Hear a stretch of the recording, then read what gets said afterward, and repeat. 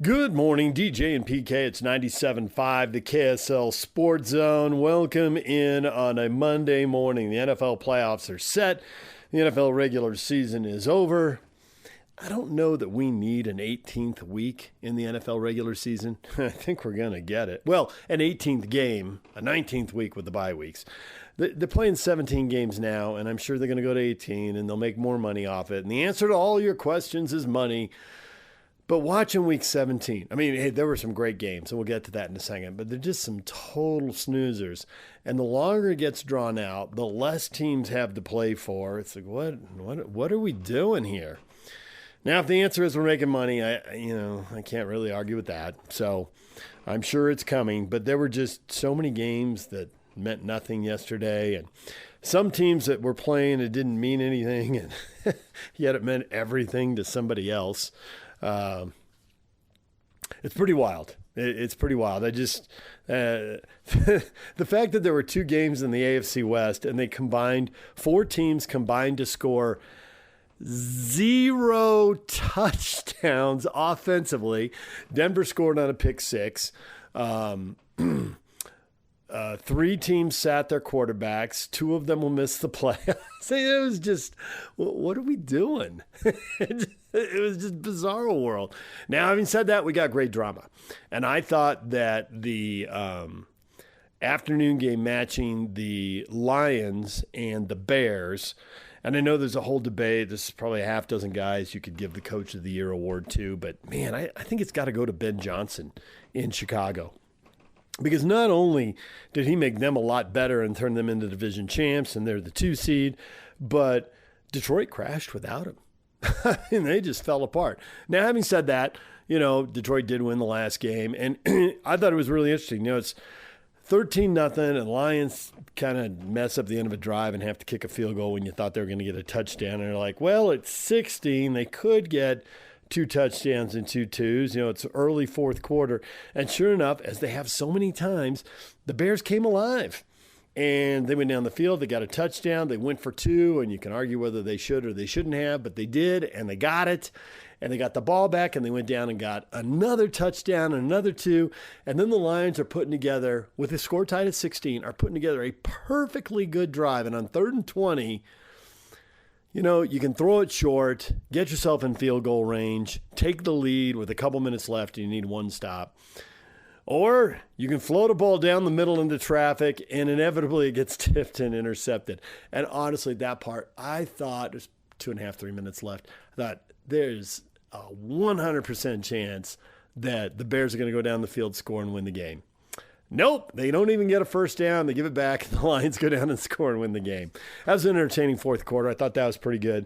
But obviously, it paled in comparison to Pittsburgh and Baltimore in the fourth quarter. A typical, cold weather night, slugfest, low-scoring game, 13-10 in the fourth. We go to Bizarro World. Great play-action fake. Lamar Jackson goes deep. Zay Flowers touchdown.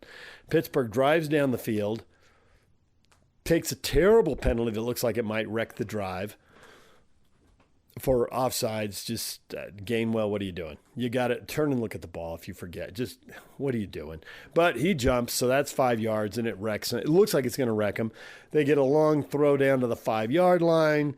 You're like, okay, they're going to score. They end up burning timeouts on consecutive plays because Rodgers' helmet doesn't work, and I thought Chris Collinsworth was spot on. Oh, I thought he was calling his own plays. Who cares about the helmet? Call a play, do it, win the game, let's go. It was classic. They eventually did score, and sure enough, they throw another long touchdown pass to Zay Flowers. Just everyone biting on a running play again, and Flowers is wide open, and you're thinking, this is incredible. And the Steelers go down and score again because the defensive back slips, and they get a gimme touchdown. And there's still almost a minute left for the Ravens, who get a kick return to midfield, a completion, another completion. They're almost into field goal range, but the second one's wiped out by a penalty, and then they can't do anything right, and they end up on 4th and 7, and they end up with a miracle catch and miss the field goal. Oh, that was such a roller coaster. Epic fourth quarter. And the funny thing is, and we talk about it in the pros, it's about winning it all. Nobody really believes the Steelers or the Ravens are going to win it all. I'm not sure anybody thinks the Steelers or Ravens can win a game. Now, I would tell you, of course they can win a game, because if you can get +3 in the turnover battle, you can win the game. But nonetheless, at best, they have a puncher's chance. They got Houston coming in. Then maybe they find a way. But what are they going to do the next week? I mean, it's not going to keep happening for them. But, it was 3 hours of theater. It's Aaron Rodgers. Is this his last game? And it was fun. I don't think it's going to lead to anything. I don't think anybody thinks it's going to lead to anything. But it was 3 hours of fun, especially that fourth quarter. Absolutely bizarro. I was texting with friends, and it was hilarious. People were living and dying. In the friend group, there was one Steeler fan. There was one Raven fan. It was awesome. So now what does this mean for the playoffs? It's just so wide open. I don't really believe in anybody. I mean, are you supposed to pick somebody? So you do, but you don't really believe it. And I don't think anybody has a 50% chance of winning this. I love the Seahawks defense, and they're at home, and they got the 12th man, and they've won their last 10 home playoff games when there was a crowd. They did lose one in 2020 when there were no fans. But does anyone really think Sam Darnold is going to go out and win 3 big playoff games? I mean, he won this game. He didn't melt down. He didn't throw a bunch of interceptions that got them beat. But their defense won the game. I mean, Seattle's defense completely locked up San Francisco on Sunday. It was stunning because the Niners have been pretty much unstoppable for a month. I mean, literally watch them the week before. And there's their first punt this month. I mean, who does that? The Niners. And then all of a sudden it stops. Just cold turkey. So we'll see where this goes. I thought that was a pretty bad effort by the Rams. They did take control of the game late and put 20 on the board and end up beating Arizona going away. But, man, they messed around for a long time. Over in the AFC, you got all these teams with no pedigree and no expectations. Jacksonville and New England and Denver. Denver was a playoff team last year, but still super low expectations for these three. And now they're the 1, 2, and 3 seeds. They all won their divisions. They're coming in hot. Jacksonville and Houston, long winning streaks. 9 and 10 games. I mean, it's phenomenal. And we don't know who to trust in the playoffs. We don't know who's going to melt down and who's going to come through. It was weird to watch all the AFC, not all, but most of the AFC teams sprint into the playoffs while most of the NFC teams struggled into the playoffs. Seattle, obviously a big old exception, but the Rams struggled, although they won. Green Bay hasn't seemed to be interested in a while now. They've lost 4 straight going into the playoffs, but they played a bunch of backups. They didn't care. And Chicago and Philly lost. I mean, Philly was up a touchdown against the Commanders, gave up 2 scores, and lost the game. There's just no confidence in these teams. And yet, somebody's going to get hot and somebody's going to win it. And we're all going to be hooked trying to figure out who the heck it is. That was really, really something. All right, DJ and PK. We'll leave it right there. We'll look ahead to the playoff games later. That was a wild final Sunday. And Myles Garrett gets the sack record. And, of course, he did it in 17 games. The old record was in 16. But, there were records set in a 14-game season that were then broken in a 16-game season. So I don't know. I don't know where all that stuff ends. In the moment, it's pretty cool for Myles Garrett. His teammates are going nuts, and they're hoisting him up, and the stadium's going nuts. So, good for him, I guess, right? All right, DJ and PK, it's 97.5, the KSL Sports Zone. We'll take a break. When we come back, college basketball teams in action, Utes, Cougars, Aggies. We will get to all of that next. Stay with us. Good morning, DJ and PK. It's 97.5, the KSL Sports Zone. All right, time to talk a little college hoops. Had a lot of hoops over the weekend. We'll hear from all the coaches, Utes, Cougars, Aggies. For Utah State, this is a good start to the Mountain West. They're off to a 3-0 start. Now, the 3 teams they're playing are all off to dreadful starts. Everybody's got a losing record. Everybody's struggling.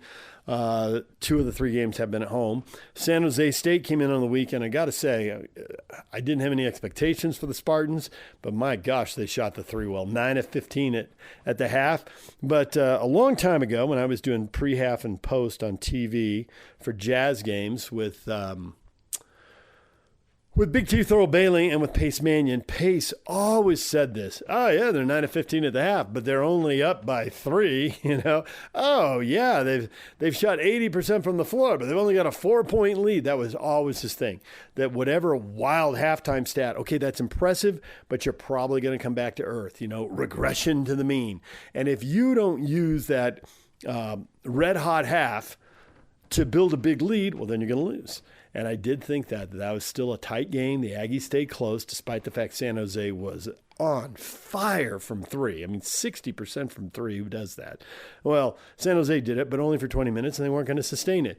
And sure enough, the Aggies hung around. They hung around. San Jose in the middle of the half hits a cold streak. Aggies really get after them on defense, lock them up. San Jose gets a few good shots, but not many, and they don't make many of them. And next thing you know, you look up and the Aggies suddenly are up by 10. And they cruise to the win. So nice win for Utah State. They are 3-0 in conference. Here is Jerrod Calhoun with Scotty G after the game.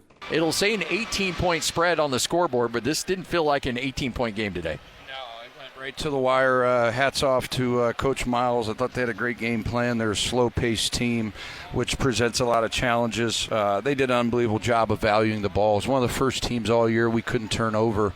But give our guys a lot of credit. The last 13 minutes of the game, we really guarded, right, because the first half was non-existent. But we've been bad since the break. We've got to regroup because I don't think we've played good in either game. For me, the story of the game, you talked about the end of it, but Elijah Perryman and Carson Templin. Elijah came in. Drake struggled taking care of the ball, turned it over at the beginning of the first and the second. Still made some good plays. Yep. But I thought Elijah and Carson, those were the two storylines for the game from my perspective. Yeah, Spence, the third key of the game was bench energy and wear them down. So I thought our bench was going to play a big part of it. I thought EP really grew up last game, and tonight he just continues to evolve game to game, right? How many freshmen can come in when a team's struggling like that and give you 13 and 10 assists? I mean, he was absolutely spectacular, and I think our guys fed off his energy tonight, and, he got the late DA, and I thought his defense was good too. You don't see a lot of true freshmen come in and have that kind of presence on a team. You see a good freshman, but one that kind of knows how to slow a team down and calm them down. Is that something you recognize pretty early with him? Yeah, I mean, throughout the recruitment process, got to give Eric Daniels a ton of credit. ED and I were kind of the leads on Elijah, and what we loved about him when we saw him in all these West Coast events is he's got long arms, he's got great vision, and he can really, really finish around the rim. So we thought it'd be a really good mix, and I think he'll just get better and better. But like I said, we're going to take off tomorrow. It's going to be a little unconventional. I feel like we've hit a rut since we've come back. It's kind of weird. You're off 5 days, and then we went 8 straight days. So hopefully getting their feet underneath them, we'll play better. But sometimes I think you got to give the other team credit.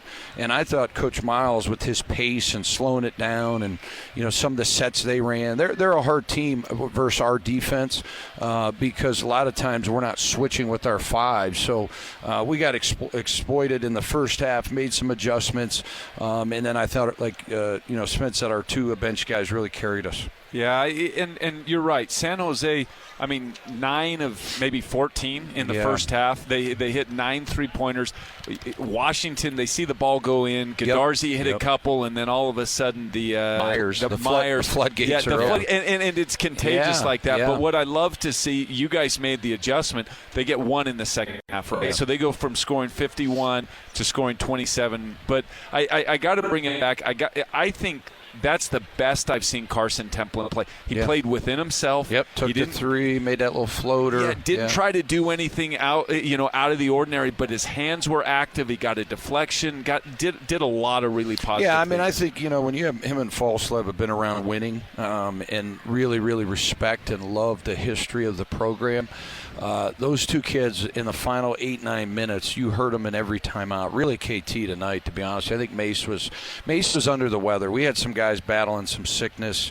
So like I said, I think tomorrow will be good for him. But I heard KT in every timeout, Spence. He ran the whole thing. Yeah, but these kids have been, Mason especially has been watching Aggie basketball, and KT knows you can't lose home games in this league if you expect to get in the NCAA tournament and have a chance to win this league title. How hard is it for a coach when you're playing a system like Air Force to take that day off when in deep down, I mean, you're a gym rat. You want to get these guys in. Yeah, I'll be here. I mean, I don't know if I'll go home tonight or not or tomorrow. We'll watch a lot of tape. I know nothing about Air Force. Have not seen them play at all. So we have a bunch of alums in. We're going to have a little party. We got our family here. We do it 4 or 5 times a year to try to bring people together. So go up there, say hello, spend some time, and then really get to work on Air Force. And we know they're going to run the Princeton. They're going to play zone defense. So we got to get ready for that. But it's fun. You know what I mean, Scotty? We're full mode now. We got no time off. And this is what you dream of as a player and a coach. You're right in the thick of it. And there's going to be games where, you don't play good defensively or you don't play offensively. And, tonight I thought our offense carried us in the first half and then the defense closed in the second. And that's the sign of a really good basketball team winning in a variety of ways. The last thing I'll say, then I'll be quiet, is I still, at the end of the buzzer, I was like, how in the world did you guys win by 18 well, points? It wasn't honestly, that. No, I know it wasn't, but how in the world? And that just tells you the pieces that this team has.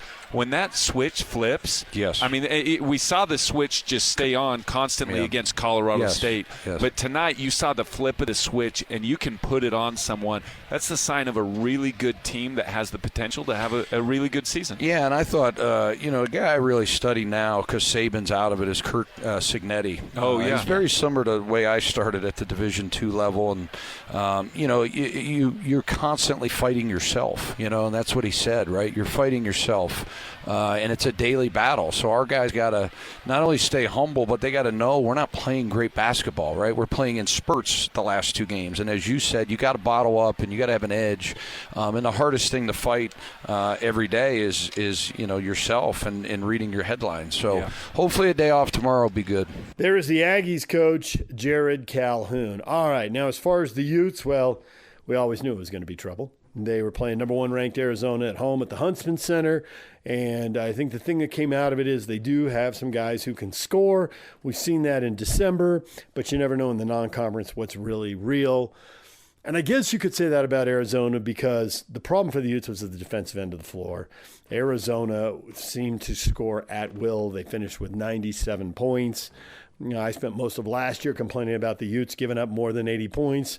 If you're going to give up 80 points, you're just not going to win very often. You may occasionally win a high-scoring shootout, and it's wildly entertaining, but that is never a path to long-term success. Now, having said that, with the coaching change and Alex Jensen coming in with the Rick Majerus DNA, I thought that would start to change. It's been a problem, and it's still a problem. They give up too many points.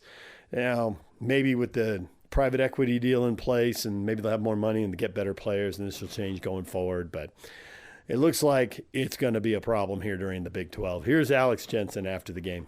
I'm sure there's a lot that you can take away from what Arizona does to have success. Just, is there anything that you saw from them this game that you guys want to mimic or just kind of put into your own hands moving forward? Nah. I think you got to have your own identity. They got their own identity. We got our own identity. We just got to execute the right way and just get better every day. They're a good team, though. I think, to start the game, I think we were, a little hesitant. I think that might have been the biggest game I think a lot of our guys had played in, but I give our guys credit. I think we never gave up. We kept fighting. I think it was good for us because I think it, starting off with Arizona, I think gives us a good view of what the Big 12 is going to be like. And, I heard Tommy talk about it, but like rebounding, everything will go with the defense and rebounding. I told our guys that we can beat a lot of teams by scoring 78 points a game, but you're not going to beat a lot of teams by giving up, 58 in the first half. But that, and then I think we were getting better, but I think 13 assists to 12 turnovers. I think we can work on that. But give credit to Tommy. Arizona, it's a good team, and I give their guys, they score 97 points and nobody scores 20 or more. Like, I think that's the the thing everybody wants. They share the ball and they play their roles well and play well together. So anyway, credit to them. Valuable lessons for us to have moving forward in the Big 12. Alex, you were early on subbing through a lot of your lineup early to try to get something. Was that just more trying to find somebody that fit in that moment, trying to get guys settled in? Kind of what was the approach there? Yeah, no, I think, I think guys, we had, some turnovers early, just guys hesitant, and, the best way to, help your guys with, to remember the game plan is through subs. And, I give it to our credit to our guys. Like we forgot some assignments and things at time or a play, but I'll give credit to them. They kept coming back. They kept fighting. We got it to within 8, I think, 2 times. But it's just a maturity process that we're going through as a individually and as a team right now. Alex, when you first got this job, you said that it was going to be a project, just getting it on the ground, putting everything together. I'm just curious, obviously with non-conference play over now and you're heading into conference play, just where do you feel like the program is at just in terms of getting players developed, and what do you feel like is next for you guys to take that next jump? I think, and I say it all the time, I think everybody on our team has to see themselves as a defensive player first, which isn't the easiest thing to do because a lot of them, haven't had to do that, but that's what'll give you a chance in these games. And I think, and you saw, we got, more, we scored off our defense more. We forced them into turnovers, and then it opens things up for us, especially as teams are going to try to shut down TB and Don and sit on them. But if we can score off our defense or create opportunities of our defense. But just as a group and individually, we have to see ourselves as a defensive team first. Coach, I'm just curious about kind of what your thoughts were about the second half effort you saw out there, particularly from DB, TB, Don, Keanu, especially coming off that Washington game where, especially with the 2 guards, they were locked down pretty well. Yeah, no, I truly mean it. I think we played hard. I think we, like I said at the beginning of the game, I think we were a little antsy and hesitant and afraid to make mistakes. But I give credit to our guys. They never quit. There was a couple runs where we got tired, and we score a layup and they get a throw ahead layup after that. It's something that we've been pretty good at in the last couple games. But no, I give credit to our guys, but we just can't have those 2-3 minute lulls throughout the game, especially to start the game. It's hard to dig yourself out of a hole, especially against Arizona. Especially when it's things you control, like it's the unforced errors. There are so to speak good turnovers, but when we hit in transition, it's hard to turn it over when you could have a layup and then they go down and score. All right, there's Utah basketball coach Alex Jensen. Now, as far as BYU, they went to Kansas State, a decent but not great team, but nonetheless conference road game, and they get the win there. And DeBonce had a lot of turnovers, but he also made a lot of big plays that made you forget about the turnovers. I thought their size, their athleticism, Kansas State is not a bad team, not a great team probably, but I thought that was a really nice road win for BYU. I think you got to love that one. They were in control of that game. They took control of it early on. They didn't really run away and hide, but just watching that game, it never felt like they were going to lose. And you could, the 3 came and went for them, which you got to expect on the road in conference games. But it's not like it ever really put them in a super bad spot. They made enough of them, and they did everything else well enough. Absolutely devastating at times in transition. Man, teams have just – you always want to keep the opposing team out of transition, but that's just got to go near the top of the board. The Cougars are just going to eat you up if you let them get out and run. All right, let's go to the coach. Here's KY, Kevin Young, after BYU gets the big win on the road and beats Kansas State. What did you most like about your performance, your team's performance today on the road? I'm not trying to be like a smart aleck, we're just winning, like finding a way to win a conference game on the road. This is his first go at it, and that was the most impressive thing. Now, obviously, it was a game for us that we're not really a high turnover team, but I give Kansas State credit. They were coming in super physical, and the only way we were able to negate that was our offensive rebounding. And so that's probably what I'm the most proud of outside just getting the win. Is we talk a lot about offensive rebounding, and that was the way we were able to negate coughing the ball up 19 times. AJ, how would you describe your first Big 12 game? Was it pretty much as physical as you thought it would be? Yeah, definitely. Coach was telling me it's going to be way more physical than our non-conference games. And y'all seen the first hand, 7 turnovers, unacceptable for me. I think they're getting into my body a little bit, but, I'm a whiz in the weight room. I'm going to get stronger. We're going to continue at practice, and I'm going to be better in the future. Kev, a career high, 16 rebounds. What got into you tonight? Although we have seen that before, obviously. Yeah, just wanted to win, I was just doing my job, just wanted to set the tone physically. So, yeah. Coach, you hold them to three-pointers today. Their previous season low was 5. That's obviously how they thrive when they make them. They're pretty good when they don't. Stuff like this happens. How do you think you limited their makes today? Well, that was. Really, it's two. I think this isn't rocket science, but it's like, how do you guard Haggerty and how do you guard the 3-point line? And sometimes those can be difficult because you want to show him a crowd, you want to put 2 on the ball and pick and roll, but when you do those 2 things, you're susceptible to giving up 3. So I thought our guys did a good job of kind of towing the line in our mixing up our coverages and not helping too much. He's a great player, and he did a good job of drawing fouls. But to only let one guy hit any threes, I thought was impressive. Bashir, that's a big time shooter, and so he was the one that was able to get some off. But I just thought the attention to detail in terms of what we were actually asking our guys to do relative to our coverages, I thought was good. And AJ, I know these guys recruited you.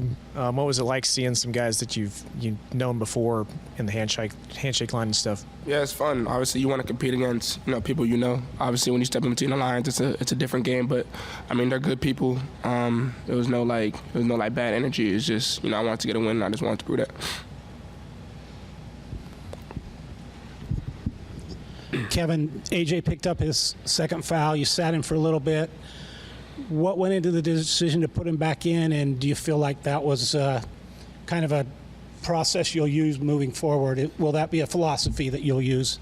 Yeah, foul guys? Yeah, no, it's a great question. There's a lot of, especially when I was in the NBA, a lot of studies done on how much that actually hurts you versus helps you, and how much the guy actually fouls out when he does get early fouls. So, I think for the most part, I trust all of our guys in that situation. Him in particular, I have a lot of trust in him and in terms of his IQ for the game. So I told him, hey, I'm going to sit you real quick. I'm going to get you back in, but just at all costs, don't get your third foul.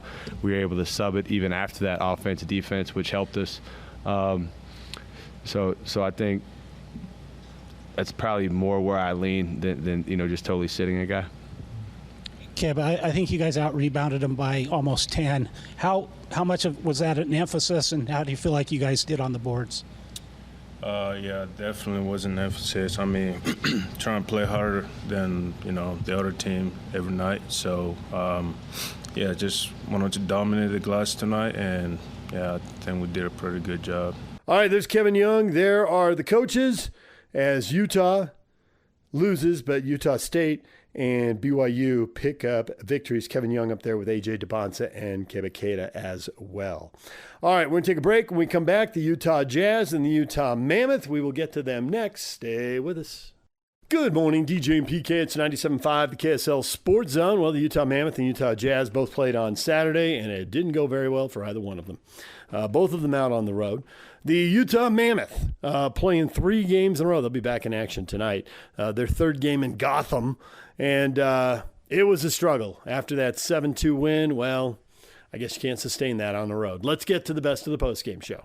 DJ and PK, the Utah Mammoth will go for 2 out of 3 on their road trip tonight at 5 p.m. from Madison Square Garden as they take on the Rangers after they fell 4-1 to New Jersey on Saturday afternoon, a team that has given them all sorts of fits, one of 6 NHL teams that Utah didn't beat last year and still hasn't beaten this year. It was a contest where the Devils got a couple in the first, 2 goals in the second half of the first period after the Mammoth got some good scoring chances from their top line at Clayton Keller, Nick Schmaltz, and J.J. Paterka, but 2 goals in 1 minute and 51 seconds off of pucks that exited the Utah offensive zone, ended up in the back of the net, and the Devils were able to make it 2-0. A 2-0 lead that held for almost 21 minutes. Mammoth just couldn't get one back before they killed a full 5-on-3 shorthanded situation to keep it 2-0, and then the Devils scored 4 seconds later to make it 3-0. Then off of a face-off to make it 4-0. Michael Carcone got Utah on the board in the third with his 7th. And that would be it for the Mammoth on Saturday night. Jersey this way for Daniil Boot. Penalty time's over. Nason's out of the box. We're at 5-on-5. Hayden, pass across. One-timer, they score! Michael Carcone gets Utah on the board at 5-on-5. And it's 4-1 with 7:25 to go in the third. Sean Jersey and Barrett Hayton on the assist. Hayton now has 5 points in his last 5. Jersey has 9 points in his last 10. So Utah was going for 2 straight wins on Saturday after they beat the Islanders by a count of 7-2 on Thursday, but couldn't quite get rolling as they crossed the river to Newark. Mentioned the solid play of Sean Jersey as of late. Heard from him post-game after this one on Saturday. I guess where do you start in terms of whether internal reflection or just the way the game unfolded? Where do you feel the biggest challenge was in this one? I mean, clearly just not good enough. We're going to have to look at this one, break down the video, see what went wrong, and come back to you. But not many – we shouldn't be happy about that. Every night in the NHL right now is a battle. Points are as critical as ever. We got to try get on a run here. Can't have one good game and then one bad game, one good game. It's got to be, we got to string together a lot of good ones. And not that we haven't been doing good things, but it's just getting points and getting wins. Do you just feel like you're close to figuring out what that bridge is between the good ones and the not so good ones? Yeah, we're just critical mistakes are costing us. Whether it's management, you could look at a bunch of plays there and puck management, and a bunch of plays, but I think looking at the effort, it's not like guys don't want to win. There's a lot of heart in our room. There's a lot of character. We're one in there. There's no separation within the group. There's no, pointing fingers, this, that. We're owning it, and we know we got to be better, and we have the right leadership. We just have to do it, and that's what it comes down to. You guys got up to a good start, though. You guys started off well, and then it went downhill after that. Yeah, that's 2 games now against these guys. We couldn't put one in the net. I think, that's a good goalie on the other side, and I think any goalie with some traffic makes it a little tougher. So it's finding ways to, whether we played a tight one against them last time. It could have gone either way, but I thought tonight, just key moments, take a few moments out of that game, and it goes either way. So it's hockey, but we know we got to be better. Talking about hockey, it seems like you guys play a lot of games in a lot of days. It seems like it's getting to slow you guys down, or it's getting to be a little bit tiresome. What's your take? Yeah, listen, it's obviously a tough schedule this year, but I don't think we're using that. I think they give us enough rest. They give us enough time to recover. We have a great staff who helps us out with all that stuff, and we look at the numbers. There's no excuses here. It's finding a way to string together wins, and I think those are the teams you see who get in are teams who are able to go on runs and string some points together. What do you guys need to do to bounce back on Monday? Our start, obviously we got to be laser focused, but I think we got to break down this game. We got to obviously own it. There's a period of where we break it down and own it, but then it's hit the restart button. It's the NHL. Games are going either way every night. We have a good chance to kind of finish on a good note here in New York, and we know we have to do that. How hard is it to stay consistent in the NHL, and what do you need to do in order to be consistent? It's a lot of it's mental. I think just some plays aren't going to go your way, whether it's your fault or not your fault. Goals against here and there, you can point fingers, point that, but we don't do that in our group. I think it's owning everything we do out there and moving on and being focused for the next shift. We use that Roger Federer quote, how he only won 50% of points, 54% of points he ever played, but 80% of his matches. You got to be able to be laser focused, move on to the next play, move on to the next moment, and own it from there. So for Utah on Thursday, their best players had piled in the points. 4 points for Gunther, 3 points for Schmaltz, Keller, and Peterka. Sergachev had 3 points, no points for those skaters on Saturday, and they were on the ice for the goals against that Utah gave up. Mammoth, as we said, moving on to Madison Square Garden tonight. Here's what head coach Andre Cherney said after the game on Saturday. Obviously, puck management early in the game cost us a lot. I think it's a team with a tight gap, and we tried to play in front of them, and we paid for it. And then when we were trailing, they played good defense, and we had good opportunity, but we could not bury it. So, make a difference.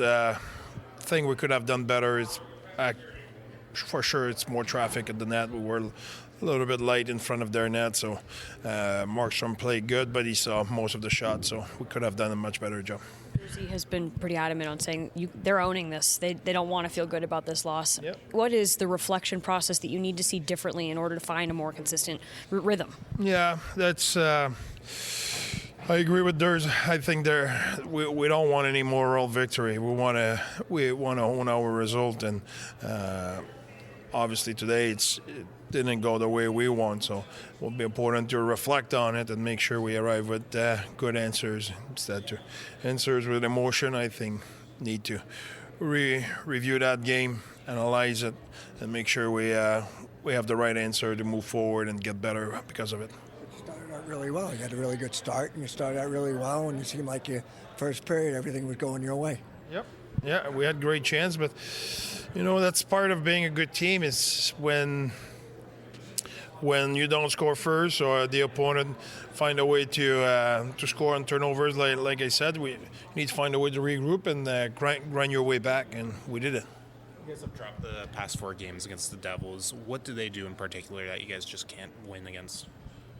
Well, it's tough when the game are spread out like that. If it was 4 in the same week, okay, now you can have a theme, but I think they played good. They played really hard, and like I said, they defend their net front really well in the two game against them, and we could not find a way to create more traffic. I think it's a mix of they apply good pressure on the puck here, so you need support, and you get out of your structure to support, and you're not in front of the net enough. But that is the part we need to analyze to have better answers. Finding the schedule to be a little difficult. A lot of games, a lot of short period of time. Guys can't recuperate. Guys can't kind of get their stuff going. Yeah, but it's the same for everybody. So if you cannot do that, the opponent cannot do that as well. So it's we all play with the same deck of cards. So we need to find a way. As you said, something that's going to get you guys through this inconsistency is because your team is great together and they don't give up. Is that something you agree with? Sorry? Repeat that. Durgy said that something that's going to get you through this inconsistency is that your team is super tight-knit. Absolutely. There's no doubt about that. They prove it in the past, and the guys care a ton. And I always say that there's a lot of pride in that room, and the guys care and they love each other, so they'll stick together. That's no doubt about it. Thanks. The other news of the weekend, Clayton Keller named to the Team USA Olympic team for the first time. He's represented the United States 7 times on the world stage. This will be the 27-year-old's first time in the Olympics. So congratulations to Utah's captain on that.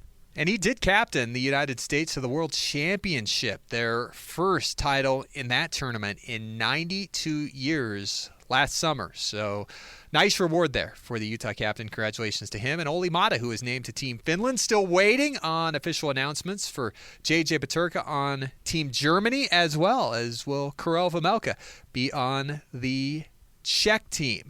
Mammoth Daily returned today from our Christmas vacation, wherever you get your podcasts, Apple, Spotify, Utah Mammoth YouTube page, SEG Plus, and Mammoth Plus. Mike Fulta and myself every day, at least 30 minutes on the Mammoth. Today, our Monday Morning Power Play gives you the top 5 stories going into the week. So check us out, like us, share us, Mammoth Daily, wherever you get your podcasts. We're on the air today at 4. Puck drops at 5 from Madison Square Garden with the Jazz game at Portland. Will be on for the entirety on the AM side tonight, AM 1280, the KSL Sports Zone, along with the KSL Sports app. Mammoth home on Wednesday to take on Ottawa. That's going to start 7 straight games in downtown Salt Lake City at the Delta Center.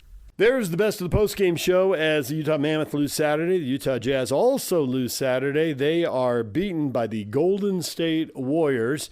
And for more on that, let's get to Jake and the best of the postgame show. It's your Jazz recap here on DJ and PK 97.5, the KSL Sports Zone. Jake Scott with you. The Jazz come up short against the Warriors on Saturday night. They lose 123-114. Big-time third quarter from Steph Curry to sink the Jazz, really. They struggled to score in the fourth quarter and come up short on the road in San Francisco.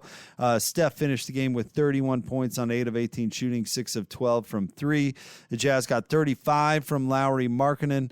Keontae George added 22 to go along with 9 assists in the loss. Let's get to the postgame sound of Jazz head coach Will Hardy. Defensively, we just didn't do a good enough job tonight with our physicality on the switching. We had too many times where they were able to get in between. Two people end up on the ball. They do a great job of moving it and cutting behind it. And we weren't able to control the ball to point of attack with our switching. I think that's the biggest thing that stood out to me defensively. Obviously, we struggled in certain moments to rebound. And that's something we can continue to clean up. I thought we needed to be more physical on the baseline, in particular, finding cutters who are going to rebound. But, you know, offensively, I continue to be really pleased with our team. 62 points in the paint. We're moving the ball really well. Obviously didn't shoot it great from the free throw line tonight, but, you know, offense continues to be something that I think our team is doing at a high level. But defensively tonight, it's about, in the game, can we make the adjustment to who we're playing? If something is going wrong, can we, during a timeout, in between quarters, halftime, can we make the adjustment and up our physicality, especially on our switching? You know, Steph makes some deep threes, and those are loud, and I recognize all that, but, you know, they turned in 28 second half paint points after 18 in the first half, and that ultimately is the difference in the game. Now on to Portland. I guess to just go off that defensively in the third quarter specifically, the Warriors typically make that extra pass. We see it happen a lot on the perimeter, but they did that a lot in the paint in that quarter. Is that more of an anticipation thing, a communication thing, or is that a combination of both in the game to fix that? Yeah, it's a little bit of both. You know, the communication has to be better at the point of attack, and the anticipation has to be better behind it. You know, we knew coming into the game that if they get the ball in the pocket, they cut out of the corners really hard. You know, our weak side defender, who was higher on the floor, we just didn't do a good enough job of sinking and finding the cutter. And so it is both, but if we do a better job at the point of attack with our communication and our physicality, you're not at such a disadvantage on the weak side. You know, they're a really connected team, and, you know, I come into the games and I have to tell myself, like, I know they're going to get it 4, 5, 6 times. We just can't have it happen 10 times. And so that's where, you know, we're still seeking growth, is can we make the adjustment in the game? Or if I'm out of the game and I'm watching what's happening and then we start to sub, can I come in and have already made the adjustment mentally? You know, it's not fair coming off the bench. The guys that start, sometimes it happens twice and we make a mistake, but we can't let everybody on the team have 2 mistakes. That's way too many. So, you know, it's something that we're working on. I think we've had moments this year where we've done a better job. Tonight we just didn't execute well enough at the point of attack. On that point of attack defense, like you mentioned physicality, and especially physicality on switches. How does that work? Can you kind of explain, like, what you want that guy switching onto the ball to do maybe differently or better? Yeah, it's a little bit. It's both people. It's the person guarding the screener needs to be physical with the screener so they can't run so freely. That's where you see the hit unders and the slip outs if the screener gets to run really freely. if you're physical with the screener, you can slow the screener down and kind of make it a little bit muddier. What's really hard about playing the Warriors is that when you're guarding Steph, you're so alert to him, but when the screen comes to switch, you have to really switch off of him with force. Most guys are really anticipating switching on to Steph, and so they do that with force. They really jump up the court. But if I do that without being physical with the screener and the screener gets behind both of us, that's where we're at a disadvantage. And again, it's one of the many things that's made them a good team for a long time. Because you have to do 3 things right on every single one of these to guard it well. And I do feel like our team is improving, but we need more possessions where we get all 3 things done. Physical with the screener, jump up into the ball, and jump off of the ball onto the screener. If you only get 2 out of 3 and they make a good read, you're dead. That's Jazz head coach Will Hardy. Let's now move on to the players and hear from Lauri Markkanen. I know not the outcome you guys wanted tonight, but your 35 points, you got it in a variety of ways, in really aggressive ways in the paint. How do you explain that part of your game? I think just getting back to it, reading the defense, trying to play off 2 feet was good for me today, and can still get better at it, but step in the right direction, and just happy to be out there, back with my teammates, and hopefully we can get the next. When you look at things defensively tonight, like you guys still won the battle in the paint, but the Warriors really kind of took that in the third quarter too. What were some of the things you guys think you could work on? Yeah, I don't think we were really good communicators today. Obviously,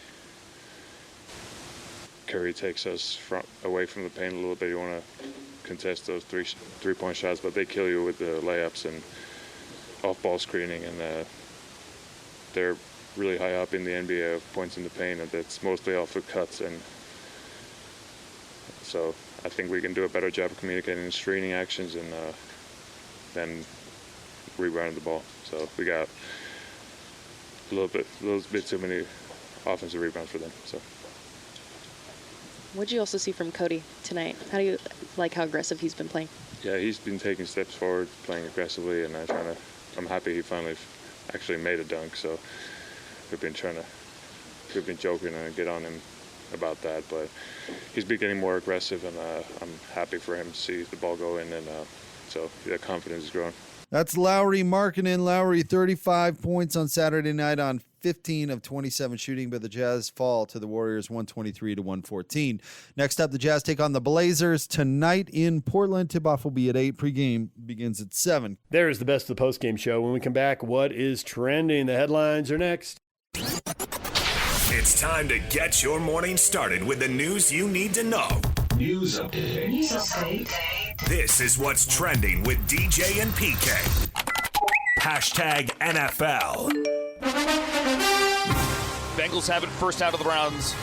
45-yard line. Burrow shotgun. Burrow to throw. Here comes Miles. He got him! He got him! There it is! Myles Garrett. Sack number 23. The new single-season sack king. And the Browns defense mobs their man at the Cincinnati 45-yard line. 4th down and goal from inside the 2. Shotgun snap, fake the handoff, throw the fade right side. Puka reaches up and palms it with the right hand. Touchdown Puka, touchdown LA on his head. Puka Nacua scores it, and the ball don't lie. 4-man rush coming. Rodgers back, lofting left, has a man wide open. It's Calvin Austin. Touchdown Pittsburgh Steelers with 55 seconds remaining. What? He was wide open. And with 55 seconds left, the Steelers are up 26-24 with Boswell on to try the extra point. Here's the snap. Here's the hold. Here's the boot by Luke. And that kick is no good. No good. It's wide right. No he good. Missed it. Luke missed it. And your Pittsburgh Steelers are AFC North champions. Highlights Final day of the NFL regular season. A couple of really good games. The Bears coming from 16 points down to tie it up, and then they lose on a field goal at the end. But it was topped by the Steelers and the Ravens. A defensive struggle for 3 quarters, PK, and then it was nonstop touchdowns, big plays. One right after another. And a missed extra point and a missed field goal. Oops. Kicking game in that stadium has always been shaky. Apparently have swirling winds or whatever. We saw 2 guys slice big kicks right at the end of the game. Pittsburgh's in. Baltimore now resets. It's the Monday after the regular season, Black Monday, so people getting fired. Atlanta, Cleveland now with openings, and more to come. Who else? I heard the Giants, but I don't see anything about them. They already fired their coach. So, okay, so... They did that weeks ago. You're right. Raiders, maybe, I would think would be possibly next up. Cleveland just came down. Cleveland Stefanski. Yeah, he just said that. Yeah. Anybody listening around here? No. Nobody listens at all. The successful coaches, are they successful enough? Would Green Bay and Buffalo make changes if they don't have deep playoff runs or a Super Bowl? Would Pittsburgh or Baltimore make a change? Long-standing guys. I think there's eyes on a lot of teams waiting to see what would happen. Tomlin? No, I don't, but I think there's enough speculation I can't completely rule it out. I can. You're completely ruling it out, 100%. He may step aside, but they're not firing him. Okay. Well, that would still create the opening. Anybody else out there I'm leaving out? Arizona, would they make a change? What's the difference? Yeah, okay. A job open for somebody, but that'd be a hard division to turn things around in the way the other 3 clubs are going right now. Travis Kelce said he doesn't have a timeline for a decision on what his future holds, as he just completed his 13th NFL season and could retire, or will he come back for year 14? Sure he does. He's going to have it by August. Maybe he'll have an earlier timeline. Right? Maybe July. But he said he didn't have one. But he does. He'll have it by August. I think he'll have it before then. Right, which means he has a timeline. Maybe it's March. Regardless, it's not a question of when, it's a question of does he have a timeline? Yes, he does. Brown star Myles Garrett got the single-season sack record, his 23rd. Strahan and T.J. Watt had 22.5. He got 17 games, blah, blah, blah. They got 16. DJ and PK. Hashtag college football. So we've had a coaching carousel, but now in the NIL transfer portal era, we got the quarterback carousel. PK, you were talking about Sorsby to Texas Tech, $5 million. That happened. Josh Hoover left TCU and went to Indiana. Kurt Signetti into the portal for the 3rd year in a row. Michigan State wide receiver going there to join him. He's viewed as the top wide receiver on the market. And UCF gets their quarterback from James Madison, Alonzo Barnett, who led the Dukes to the playoff. Sam Levitt visiting Kentucky, expected to make a visit to LSU. Thinking is that he'll get at least $5 million, maybe more than that. Boy, I'm so glad that I'm me. Why is that? Because there's no way that I could have any passion for winning with all this stuff. Oh, just buying the team, taking all the fun out of it. This is, there's nobody has any guide, anybody, and like Levitt. Well, I mean, Levitt transferred once before, and he's looking for something. Now he's looking for something again. I mean, you know, if I were dating and I dated a married person and that person left me, wouldn't that be on me? Already that person's cheating. These people are moving around. Rocco Beck going to Penn State. Penn State, following his coach. I mean, Sorsby, this is his 3rd school. I mean, this is ridiculous. They've taken the fun out of it from the standpoint of competition. Now, I've never been into the winning-losing anyway. It's all about the fun portion of it. Like last night watching the game. It didn't matter to me who won, but I was entertained. It's nothing more than an entertainment show. And the winning and losing now at the college level, I mean, this is an absolute joke.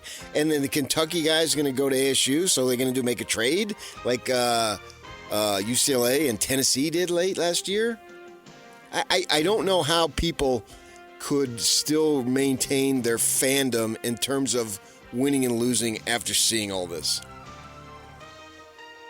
But don't you expect they will? Sure. Well, the winners will certainly. Yeah. Will the losers walk away? I mean, losing teams are more likely to have empty stadiums. We all know that. But do people walk away more quickly? Do they walk away more quickly from a mediocre situation? Well, it doesn't matter. They walk away. But then if the team wins again, they'll come back. Like, it's coincidence that Locke doesn't have much interest in Stanford when he used to come on and talk about them in the middle of the basketball season. Yeah. Because they were winning. Well, now they're not winning. It's been a while, yeah. And wait, they'll win again. And suddenly the ACC or whatever concoction that they're in won't matter as much. It's all smokescreen. Oh, I'm not interested. I will not be hurt by them.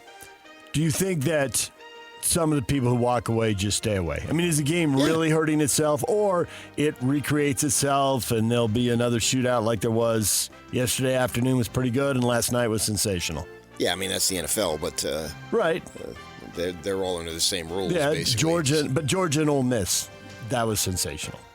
You know, some of the other games were a little lopsided, a little boring, but some people like to watch Alabama get hammered for 3 hours. I have been out for a good while, but I'm in because I enjoy watching. It's fun, but I don't take it seriously. And so they need people to take it seriously, though, and pay, $200 a ticket, $400 a ticket, whatever. They gotta have those people taking it seriously. Yeah, if your team's winning, yeah. That's you get. My point is, take it for entertainment. I mean, this is so over the top. There's no such thing as you are who you are, It's a good day to be a whatever. Smith Soden was a Ute. He turned down BYU.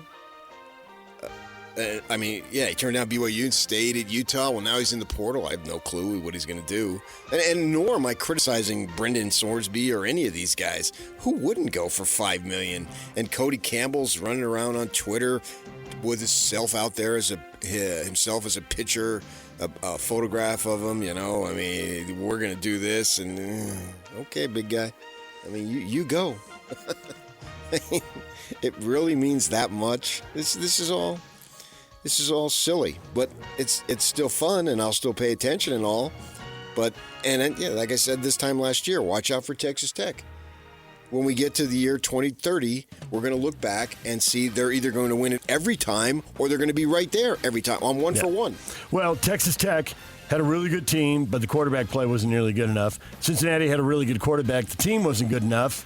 If you could just put those two teams together, PK, get a really good team. And now in this era, they can put those two together. And for $5 million, I would advise the kid to do the same thing. Yeah. DJ and PK. Hashtag Utah Jazz. We had too many times where they were able to get in between two people, end up on the ball. They do a great job of moving it and cutting behind it. And we weren't able to control the ball, the point of attack with our switching. I think that's the biggest thing that stood out to me defensively. Obviously, we struggled in certain moments to rebound, and that's something we can continue to clean up. I thought we needed to be more physical on the baseline, in particular, finding cutters who are going to rebound. But, offensively, I continue to be really pleased with our team. 62 points in the paint. We're moving the ball really well. Obviously, didn't shoot it great from the free throw line tonight, but offense continues to be something that I think our team is doing at a high level. Utah Jazz lose to the Golden State Warriors 123-114 Saturday night. Steph Curry was amazing in the third quarter, and the Jazz were done in the fourth. Marking in 35, not enough. They're 0-2 on this road trip, and in Portland tonight. They wrap it up with the Thunder Wednesday, so if they're going to win on this trip, you would think tonight is the night. Well, I hope not. I mean, Portland's 6 games under 500. Offensively is fine. Be a good offensive team and at a high rate, at a high level, as Hardy says, as long as you continue to lose at a high level. Keep that draft pick, finish that rebuild, and then let's go. 8 o'clock for the tip, 7 o'clock for the pregame here on the Zone. DJ and PK. Hashtag NBA. Devin Booker made a game-winning three. The Suns beat the Thunder 108-105. Score that probably matters most to Jazz fans is Denver now very shorthanded, and the Nets got a win. They're 11th, so only one win behind the Jazz. Nets win 127-115. Care about anything else in the NBA?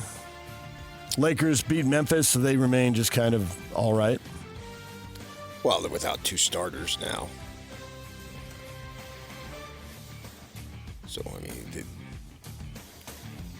they're okay. Yeah. I don't expect them to be in finals, and see how far Denver falls without the big man.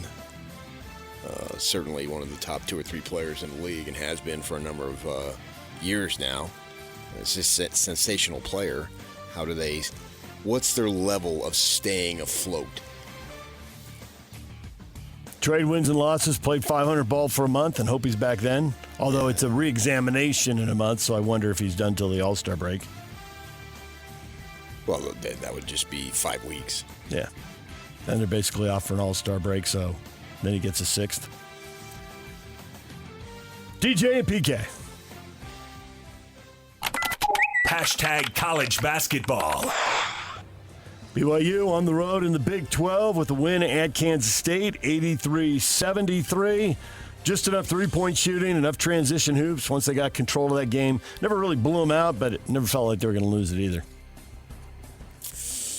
You were a little worried for them there late? Not late, no. No, earlier.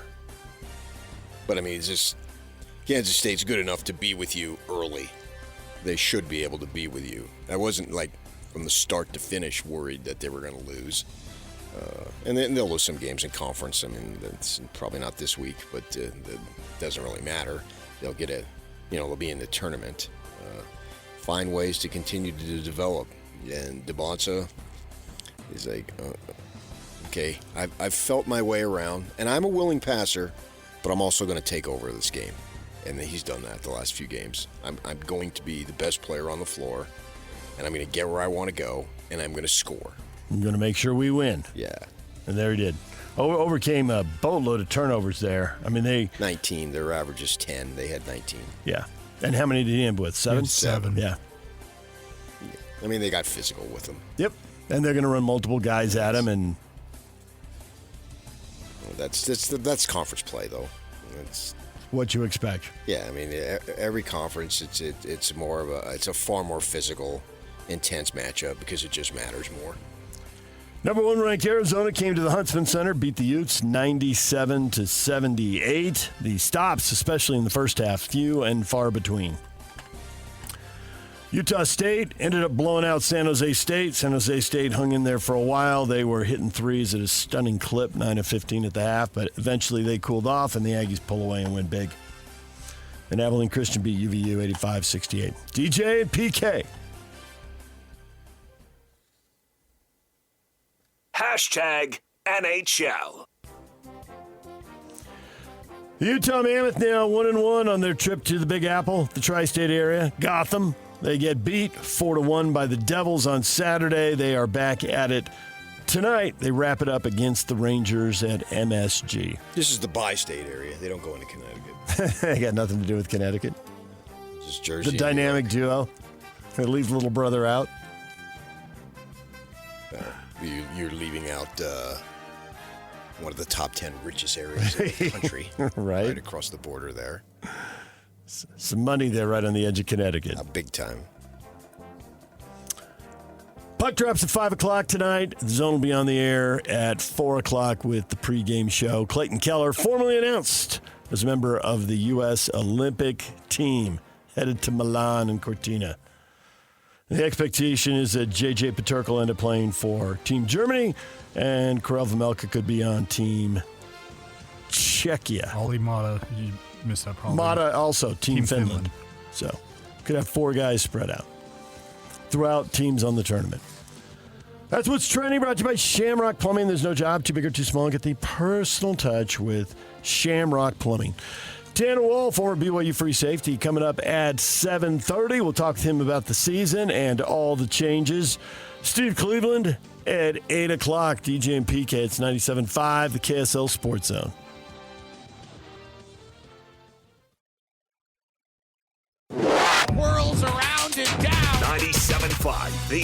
KSL Sports Zone is your exclusive home of the Utah Jazz, and we want to send you to the Delta Center to see the Jazz in action. Listen every Tuesday for the Jazz Ticket Tuesday Sounder at 30 past the hour, every hour, all day long. And if you're caller number 12, you'll be on your way to an upcoming game. Buy one, you'll get one free. It's Jazz Ticket Tuesday, every Tuesday throughout the NBA season on your radio home for the Utah Jazz. 97.5, the KSL Sports Zone.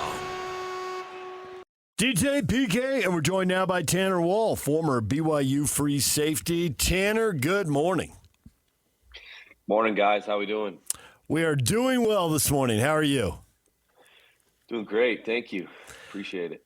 As a guy who's been through college football now, as you watch everything that's happening with coaches moving, assistant coaches moving, quarterbacks on the carousel for $5 million or more, is this all new and normal to you, or do you still have some of the, I don't know, stunned, maybe not the outrage, fans have some outrage, but are you still surprised or stunned by it, or is it just new normal and you're not blinking anymore? Yeah, I mean, it seems to be just the new normal. With the way it's structured, I'm not surprised by it at all. To see, I mean, basically, every player in the country is a free agent. It's kind of funny to see, the graphics put out by certain schools saying, I've agreed to another 1-year deal, or I've re-signed, with my college.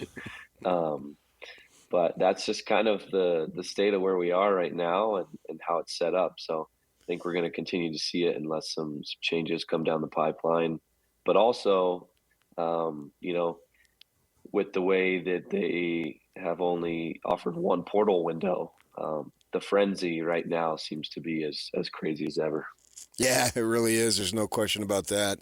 And you had worked your way up. You're a success story, obviously, for how you got there and end up finishing as one of the better players, one of the leaders and all that. And that's been acknowledged. Your story has been told. It's a great story. It's something that young people can look up to and aspire to. It's that motivating and all that stuff and inspirational.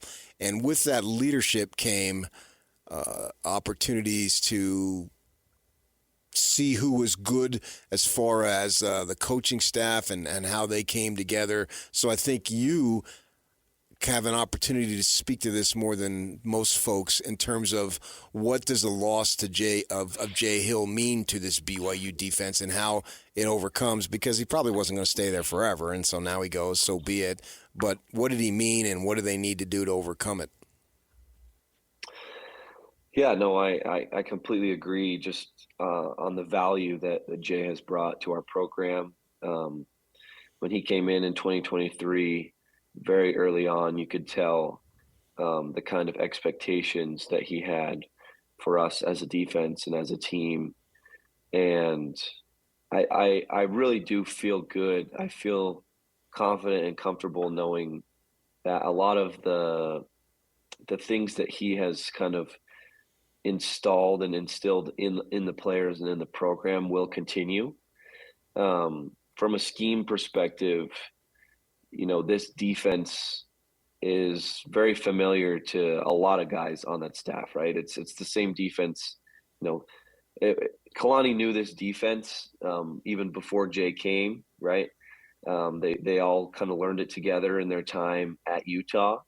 And so this coaching tree and a lot of the guys that we have and have been able to retain at BYU through all of this, they're very familiar with this scheme. Now, obviously, from a leadership perspective, whoever it is that we expect to kind of be the coordinator on the defensive side of the ball is going to have their own nuances and put their own, little wrinkles in it. But, I still feel very confident in the future of where we're going as far as the BYU defense. But again, speaking to Jay, I mean, he's an amazing coach, amazing mentor. The way that he's able to, help players and coaches prepare for the games and just feel mentally like they've mastered exactly what they're supposed to do going into the game. You're able to play with a lot of confidence. And I know that's something that he'll take with him wherever he goes. Jay's been at 3 different schools now, and all the schools have experienced high water marks while he's been there. And football's so big, nobody does anything by themselves, but you can't ignore the fact that there have been high water marks now at 3 different schools. And I'm curious, and you just started to touch on it there, he's probably good at all this stuff, but where did you feel the most impact? Was it the schemes, and when you're watching film, you're like, wow, this is a super smart game plan. They're not going to be able – we got him.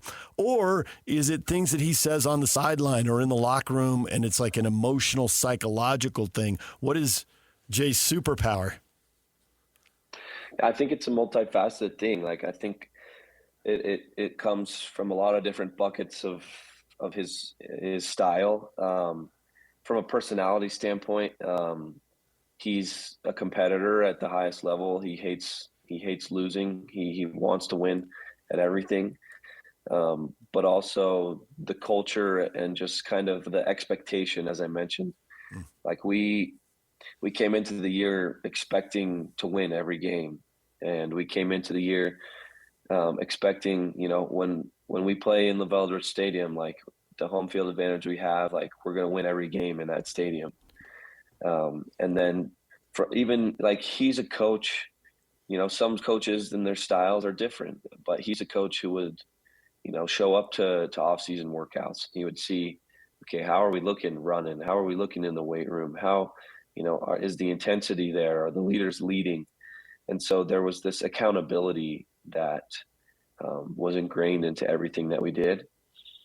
And then going back to just like the game day prep, it's a next level of preparation that, I think most people would love to see the whole process and see exactly what he does and how he builds his call sheet. And by the time he gets to game day, he's got the things so dialed as far as exactly what calls he likes in different situations, between pressures, man pressures, zone pressures, what I like in third and medium, what I like on base downs, based on where we are in the field, based on personnel.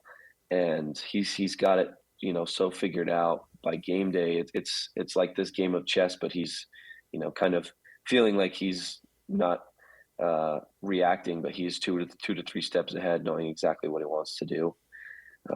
And his preparation is, I don't know if psychotic is the right word. that might have a negative connotation to it, but just trying to paint the picture of truly how much time and effort he puts into that. As you say, these guys learned this at Utah, so it has been imparted to the guys who've stayed on the staff. At minimum, it's rubbed off on them, and more than likely, it's far greater than simply saying it's rubbed off on them. It's ingratiated in them. So with that in mind, if you were the president of BYU football and had the opportunity to make the decision, would you rather see someone be elevated internally or go outside? Well, it's a good thing I'm not the president making that choice, but I really do feel a lot of confidence knowing the coaches that we have on the defensive side of the ball. I think there's a lot of guys who could do that job extremely well. Gary Anderson's a name that's been thrown around a ton in recent, days and weeks. And the value that he's added at BYU too has to be recognized. I think he's kind of one who flies under the radar quite a bit to fans and others who maybe don't really understand the level of involvement that he has, just because it seems to be somewhat of a backseat role, but he's very much in the day-to-day and helping us really dial our scheme. And Coach Kelly Papinka is another one who, has had a lot of on his plate with being our special teams coordinator, and has done an incredible job doing that. And I could see him as well being someone who could play a huge role as a play caller. But even Kalani, if he wanted to, be more of a guy with a play sheet in his hand on game day, I could see him doing that. But there's a lot of, as you said, that coaching staff because they're day in, day out doing this and they've been learning it and feel comfortable with it. There's a lot of them who know that scheme, understand it. We can put our own, spin on it as far as where we want to take it. But it's gonna be there. If it's an internal hire, then it's gonna continue to look a lot like what it looks like right now. Can you explain to us how Kalani handles the part about being really involved, but at the same time letting coaches coach, which we've heard multiple coordinators and position coaches down there have praised him for that, but at the same time he doesn't have his hands off the reins either. How do you see him balance those things? Yeah, it's a definitely his unique way of doing it, and from a player's standpoint, Kalani's like ultimate strength from our point of view is just the leader that he is, and now he's able to really just inspire the boys and make sure that we all feel valued and feel like we have something to add to the success of the team, whether you're a scout team guy or whether you're an All-American starter. Everyone plays a role in the program. And from a leadership perspective, he, is very good at doing the managerial things of, being the captain, guiding the ship. But as you said, he gives a lot of autonomy to the coordinators. He doesn't want to step on toes and, because at the end of the day, you got to recognize this is a profession and a field with a lot of egos from players and from coaches, right? You got a lot of guys who want to be successful, got a lot of guys who, have their own way of doing things. And so from Kalani's point of view, I think he understands how valuable it is to let coordinators and let position coaches, have their own autonomy and call their own shots. And if there's moments when he needs to step in, then he will. But I think that just comes from the level of trust that he has for his staff. And I mean, when you look at his staff too, it makes sense that he does that. You've got amazing coaches across the board, across all positions. So letting them kind of take the reins in their own rooms and on their sides of the ball, I think he's very comfortable knowing that they're going to do it exactly how he expects them to. And if there's, some changes or things that need to be made, then he can step in. If a 15-year-old came to you now and said, hey, I've watched you, I know your story, I want to be the next Tanner Wall, I want to be a Satawala, whatever it might be, what would you say to a youngster as someone who wants to achieve what you've achieved? What would it take and what would they need to do? Yeah, that's a loaded question. There's a lot to that. The thing that I would say to focus, the level of discipline that you have to achieve, something like this is next level. Just because there's a lot of kids out there who are great athletes, right? There's tons of great athletes across the country who could play at the next level. But, you have to be the kind of person from a leadership perspective where, your team, if you were not going to play on a Friday night game in high school, your team was going to feel it. It's shoot, that's a hole that we don't really know how to fill. Your value to your team has to be so high, both on and off the field. But also there's a level of that too, where it's just you got to be a playmaker. You have to find a way to impact the game anytime the ball touches your hand or, a play comes near you. And so you got to prepare for those opportunities.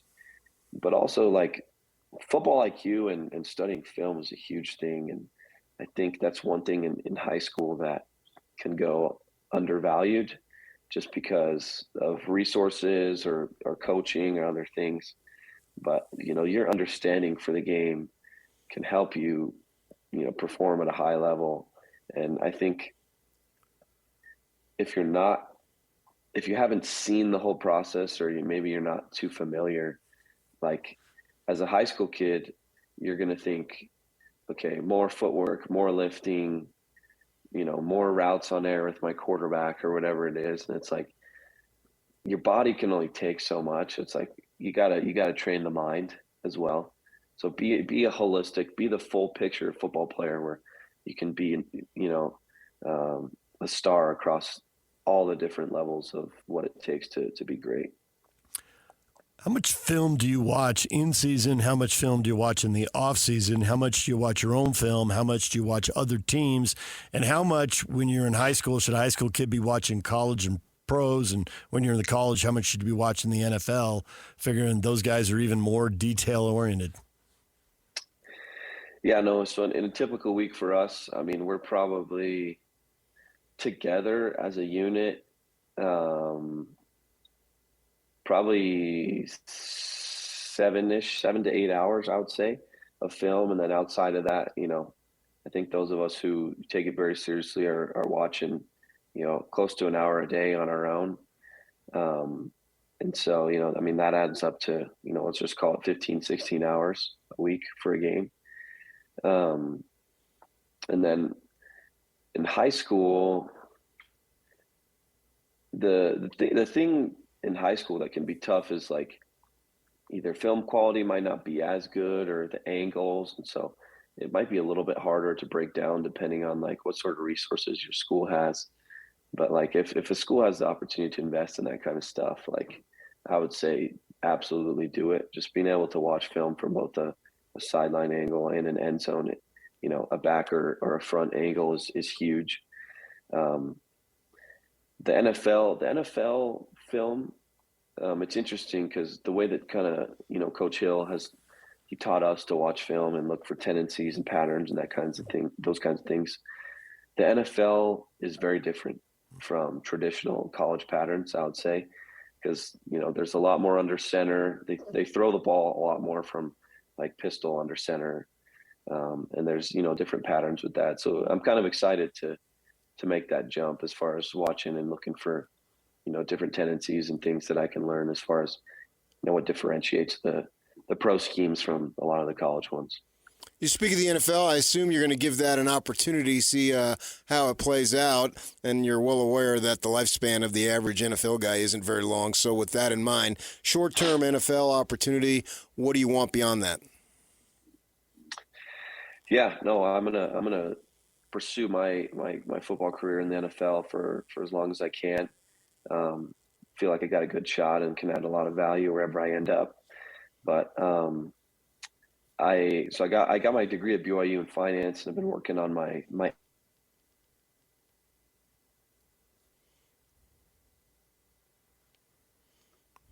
Yeah, Tanner's joining us by video there, and it froze and locked up.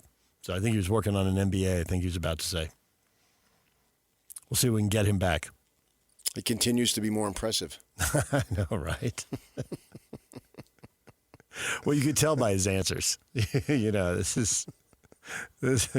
back with us now. Tanner, you locked up there. You got your degree in finance and? Oh, yeah, and I've been working on my master's as well. So I've been getting my MBA, and just through a lot of the networking and other, cool opportunities that I've had to rub shoulders with amazing alumni and others in and around BYU, have become connected to some cool entrepreneurial ventures and opportunities with some startups. So I've, been able to do some work with them on the side as an intern and doing different things. So got some really cool opportunities. My level of involvement right now is small, but a lot of them have said the thing, whenever you're not a football player, we want you working and doing some stuff with us. So have some cool opportunities in the business realm to pivot into that whenever the football train comes to a stop. Reno Mahe, after he was in the NFL a few years, said he would tell every high school and college player, embrace special teams. Don't be one of those people who runs from those.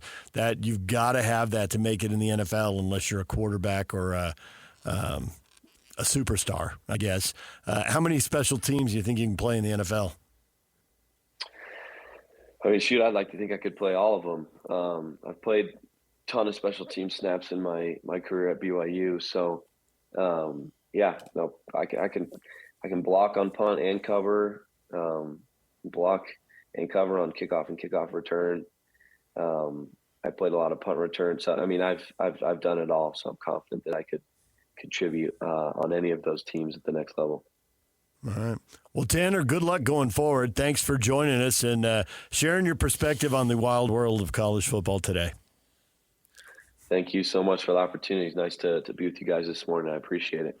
Tanner Wall, former BYU free safety, joining us right here on The Zone. Thanks, Tanner.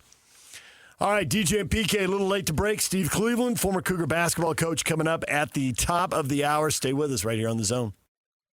This is Hans Olsen and Scotty G. It's what you want. So I'm trying to get my phone to not call me Hans. All right, try it again. Don't call me Hans. Okay, what should I call you? Hans. You'd like me to call you Hats.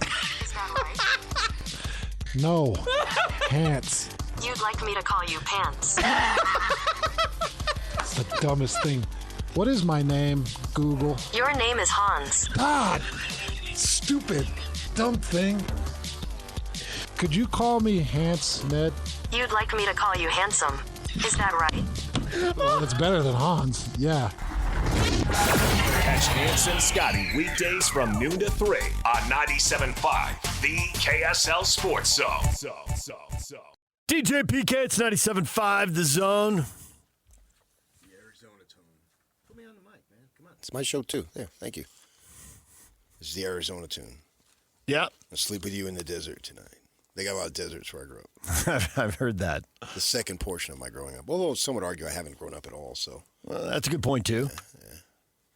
It's a process. Yeah. Because, I mean, as an example, I need to come clean at the start of 2026 here. Oh, boy.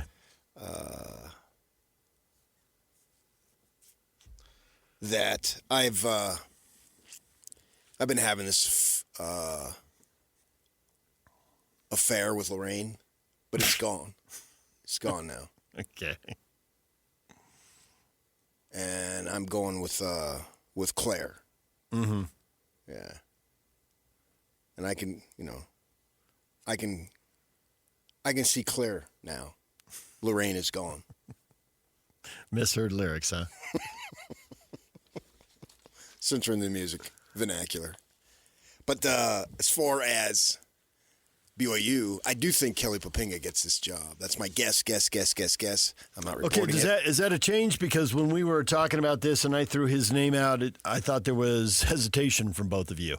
No, I'm all in. Huh? I am. It wasn't on my short list originally, but to PK's point, it seems like it's really gained steam. I put my chips in. Sometimes when you have silence... Yes. That tells you stuff. It speaks loudly. It does. People aren't getting back to you. They'll mess around with you about your misheard lyrics and your little jokes. But then it gets right down to, you ever send a text that says, hey, I know you can't talk now. I think it's about to get very interesting. Just tell me all about it later. You ever send that text and get nothing back? Well, essentially. I sent it. I got a text on Thursday. Hello, PK. Happy New Year. Sorry I wasn't able to get back to you. Crazy couple of weeks. Yeah, right? And I think it's okay to say who it was from now. No. Kyle Whittingham's agent. Is he represented by a sibling? No. Okay. No, it's his real agent. Oh, okay. Yeah, I've known the guy for a bit. Okay. I've never met him in person, but I've talked to him. Yeah. And so with Kyle's permission and all that years ago. Mm-hmm. So I said, hey, you told me all I needed to know. When you didn't get back to me. Yeah, right. Like, it's on. When you've gotten back to me 10 other times. Yeah. And I get it.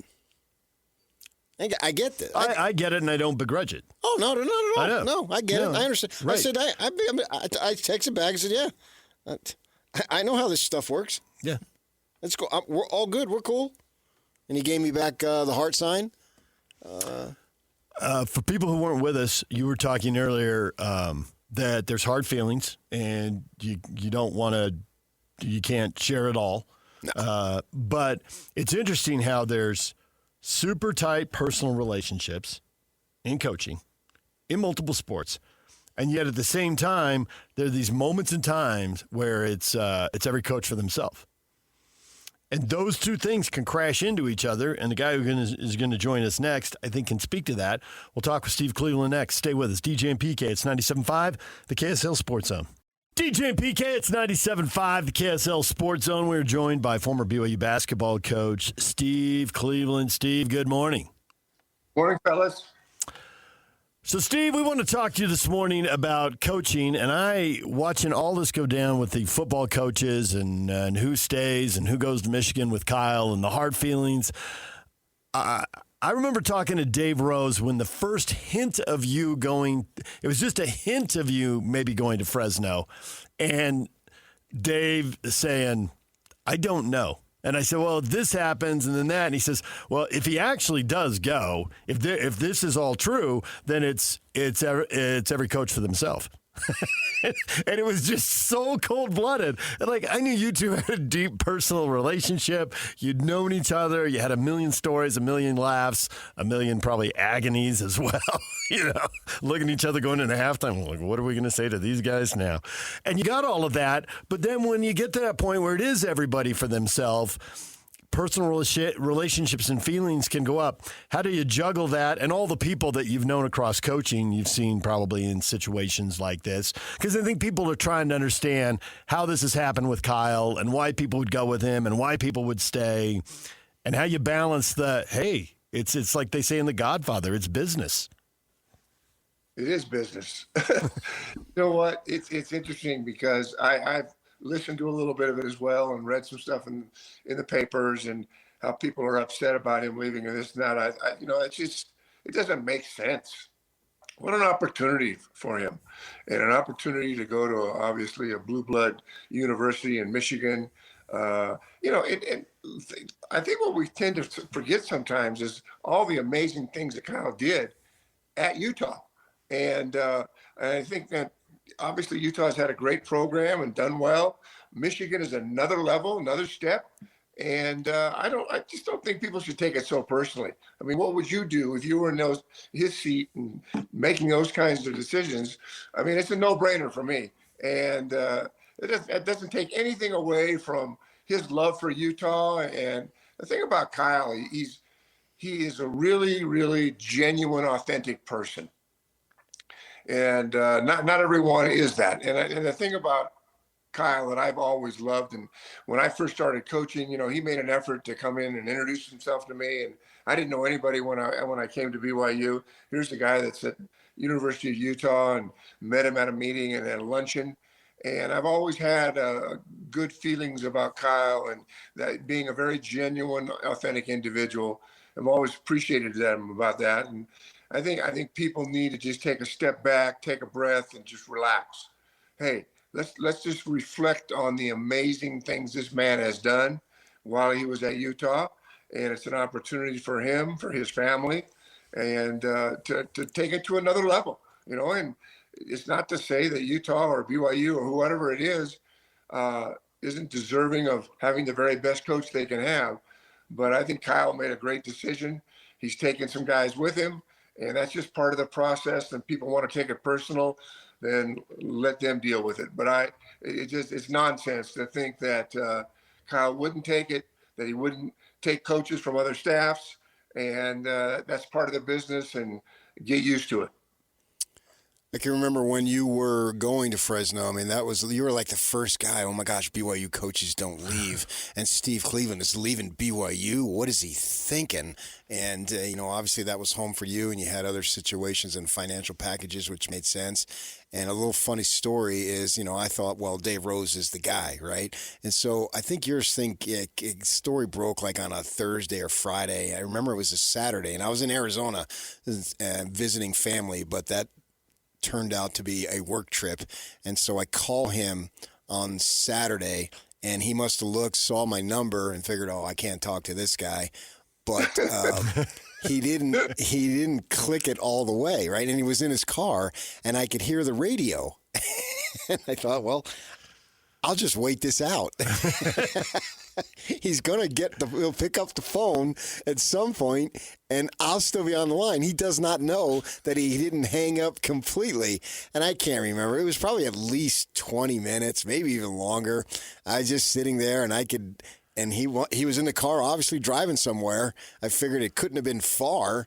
And sure enough, he goes to pick up the phone, and he thinks he's dialing, and hello, and it's still me.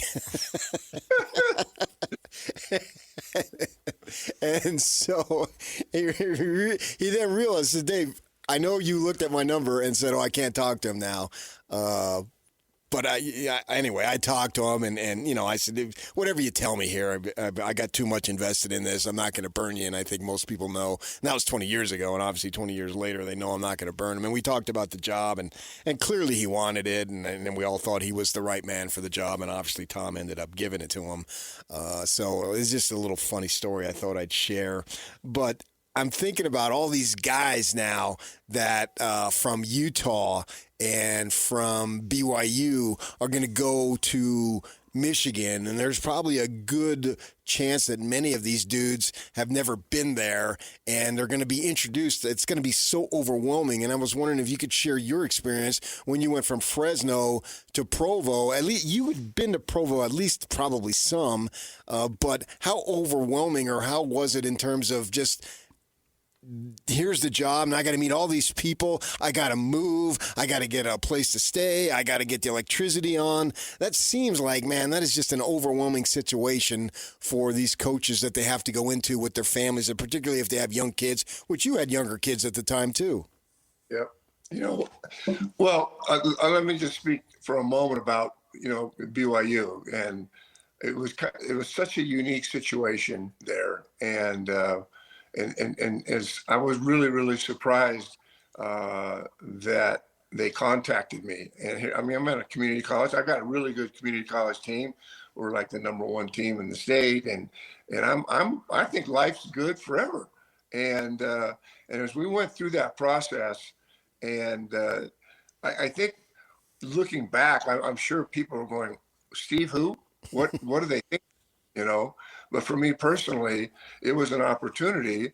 And obviously you got to get a staff together, and you all both know what the relationship that Dave, Rose, and I have had. And it's funny because as community college coaches, he was an outstanding community college coach, and I had done the same. But we didn't really know each other that well. I mean, we'd made contact, and I'd gone down to a tournament down in St. George and got to know him, and we kind of developed a friendship there. But I don't think either one of us ever thought, looking forward, that I would be the head coach and that he would be my associate head coach. And, and 8 years later, he's the head coach at BYU, and I'm back at Fresno State. But that's how things are. And I never felt, it was always a positive vibe. I love the people that I work for, and people can question, what was I thinking leaving BYU? But it was also something that I went back to family. I went back to a situation that I had a dear love for, and people talk about money and this and that. I you know what? That it's part of the process. But for me and my gut and feeling, it was like, this feels right. Going to BYU, having an amazing experience there, turning a program around, and then going to Fresno and trying doing the same thing. Looking back today, realize how difficult that process was going to be and what it was. But I just think in your heart, you make decisions. If I made decisions that I look back on and things in my life that I could have been better or should have maybe rethought this, yes. I don't think any of us, when you go through this process, but when I look at the football situation in Utah and, and what Kyle's doing, and there's nothing about that to me doesn't make sense. And he gave them everything at Utah, and he had a great staff. And there was coaches from BYU, coaches from Utah that are going with Kyle, and I believe that's what a great honor. What a great honor. And it's not taking anything from Utah. They have an outstanding football program. In the past, they've had amazing basketball there. It's a great institution. But going to Michigan is another level and the next step. And anybody that's going to begrudge him for leaving, they're just not very smart, and really not really good people and kind. And when a guy gives you everything that Kyle gave, and then people are going to be critical of him and criticize him, blow those people off. That's insane. It disgusts me that conversation even takes place. And so I'm happy for Kyle. I'm happy for his staff, the guys that have, the guys from BYU and Utah and other places that they've come to develop a great staff. And I'll always be their fans. It doesn't matter to me. Yes, I love BYU, but I love my experiences with coaches at Utah and watching from afar, football, basketball. And it just doesn't make sense that people would have that kind of an attitude. Just very narrow-minded. And honestly with you, I'm not interested in hearing the nonsense that's coming out from some of these people on radio and TV.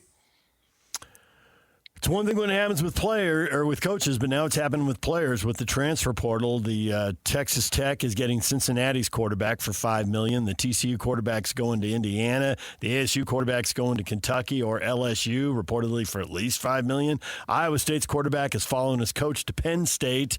So do we have to take the same attitude towards players? Because then in the era you coached and even more recently, just 5 years ago, people like to sit in the stands and look out and I know that guy. I know his story. I followed him for 4 years. Well, that's out the window. Well, yeah, I mean, when I look at the opportunities, I mean, you talked about the NIL. Well, let's start with the transfer portal. I mean, I never saw that coming. Has it impacted collegiate sports? Absolutely. And, and I think as a player who sometimes, when I was coaching and guys would come and they would leave and they'd go and do different things, it was always hard for coaches to lose guys or find out somebody's going somewhere else. It seems like they're not loyal. What you committed to going to BYU or you're committed to going to Utah or Michigan, whatever it was, you felt like, hey, you know what? You decided to come here. Well, that's not the environment we live in anymore. And I mean, you just take a look at the transfer portal and guys being able to play in 3 or 4 programs in 3 or 4 years. I mean, I don't love that, but that's what it is, and it's not going to change. And no matter how much I gripe about it, that's what it is. And NIL money and the fact that guys are making millions of dollars, yeah, it didn't feel right, but I've lived long enough and seen this, and that's what it is. And we're now paying college athletes significant amounts of money, and that's the world that we live in. That's what the NC2A and all the governing bodies have decided to go. That's what they're doing. And I think for a long time, universities, schools, you guys have heard this, that millions and millions of dollars are being made and student athletes aren't really benefiting from it. And, it wasn't that way in 2005, and it wasn't that way in the late 90s, but it is the way it is today. And for me personally, I don't begrudge any young man who has an opportunity to improve himself in his circumstances financially or in a different school. I've kind of wrapped my arms around that and said I'm good with it. It's not the perfect world that I grew up in as a coach, but if that's what it is now, then good on you. And it's not just BYU and Utah. It's 300 different Division I schools that are changing and going through this process. And I just don't see any purpose in fighting it when that's what it is. And guess what? Student athletes are benefiting from this. Coaches are benefiting from this. And that's just what it is. And I know it's difficult to have coaches lose guys, but I think everybody's gotten used to the fact now that you're going to lose guys sometimes and you're going to have to pay people to play. Those were things that would be disgusting and talk about 10, 15 years ago and think, what is going on? It's crazy. It is. But we have to just wrap our arms around it, get a feel for it, take a deep breath, and realize that this is the world we live in. Let's make good decisions. It doesn't take anything away from coaching staffs or players who have worked hard, and I get it. I get it that young people are now being paid significant amounts of money. And if you ask me if I'd like it to go back the old way, no, because I think athletes were taken advantage of, and we didn't see the big picture and all the monies that were being collected and put into university programs. No more. And so that may surprise people that I feel that way, but this is the world we live in. Embrace it, get after it. The principles and the ethics of the game, I can't address because I've not really been or seen or situations, and I'm sure there are some things that are kind of upside down. But right now, it's in front of everybody. This is how we play the game. This is what it's going to be. It's probably never going to change for a while. I can live with that. And I can live with that. And I don't begrudge players. I don't begrudge coaches for leaving and going to another program that they can enhance their own livelihood and their families and the benefits there. That's just part of what America is. And that's the world we live in. The Cougars got a nice conference opening win at Kansas State, and they had almost double the average turnovers, which is 10, and they had 19. AJ had 7 of his own. And watching that game and going back to my beat days in college and listening to you and guys like Majerus talk about conference play, it takes on a whole nother level. The game gets far more physical, and that was AJ's first conference game, and they're trying to rough him up and body him as much as possible. And I do think that's a learning experience, and I doubt the rest of the season we'll see 7 turnovers from him individually, because that's way too many, obviously. But with that in mind, I'm assuming from what I know of you that game was par for the course when you get into conference play, and that's what you should expect every single time you play. I completely agree. And I think the thing, too, now is in getting in conference play, you go through the first 10 or 11 games and you're 12-1 and you haven't had a close game. And, obviously they had a loss. BYU had a loss to UConn. But when you get into conference play, the physicality of the game changes. And I think that, number one, the competition changes. I mean, playing these preseason games where you're winning by 30 and 40 points, yeah, that's part of the process. You get bye games, you do that. That's what it is. But when you get to conference play, it's a whole different thing. Playing on away in someone else's, convention center or arena, with 10, 20, 30,000 people screaming and going crazy, the intensity of the game, of just the competitiveness that takes place, it's just so much more fun to watch. And, you look at the Kansas State game, it was a 10-point game. AJ goes 24, he gets beat up. I mean, it was the physicality of that game was, we hadn't seen that in the last, 6-8 weeks of games. And but still, AJ 24, Tata had 11 and 16 rebounds. Yeah. What an amazing asset this young man. I think about watching him play earlier on and then seeing him play now. It's just incredible to see. And Saunders has been who he is. Wright is a guy that this team is not what they are today if he's not in this. I mean, maybe they could have had someone else, but Wright has been a special addition to this team. And having the leadership and having his ability to get the ball to places and get the ball to guys and transition and in a half-court game, I think for me, if you're going to ask me who's been the biggest difference maker for me watching this team, it's Wright. And, every night it's, double figures. The other night against Kansas, 18, 4, and 5. He makes things happen. He hits big shots. He's he just has that experience of he doesn't play nervous. No, he didn't get rattled. Doesn't get rattled. His composure is amazing. And if I was going to give a guy the player of the month or whatever, or when we look back on this season, wherever they get, if they get to a Final Four, they win a national championship, they go to a Sweet 16, whatever happens, it doesn't happen if they don't have someone like Wright. And with his composure and ability to lead, and I watch it. You guys do the same thing. I mean, I'm watching games. I go there and watch games. I'm watching the players. I'm looking at what facial expressions. I'm looking at coaches. Because those are the things that I dealt with as a coach. And I just see a lot of leadership on this team. And and AJ's been thrown into a world where he'll be in the league next year, and there's all sorts of this and that, and that's tough to embrace and deal with. I think he's done a nice job of it. I know the couple of times that I've met him, he's just really personable, kind, and very respectful. And I watched him as he practiced in preseason. So he's obviously a special talent.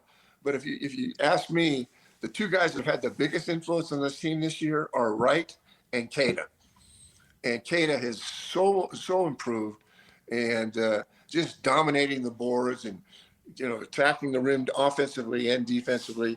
Fun to watch different guys. I don't think 3 months ago we'd sit there and be talking about the huge influence that Wright and Keita have made. But obviously they've been special. And if this team's going to go ahead and win a conference championship or get a deep run in the tournament or get to a Final Four, those two are going to be a big part of it. I thought the most interesting word you threw in the middle of that answer was transition, because watching that game, seeing the physicality and all that, it feels like there's a pick your poison moment for BYU opponents now. There's very few teams of anyone who match up with Keita's size, physicality, athleticism, and relentlessness on the backboards. So I think most of them have to decide to defend with rebound with numbers.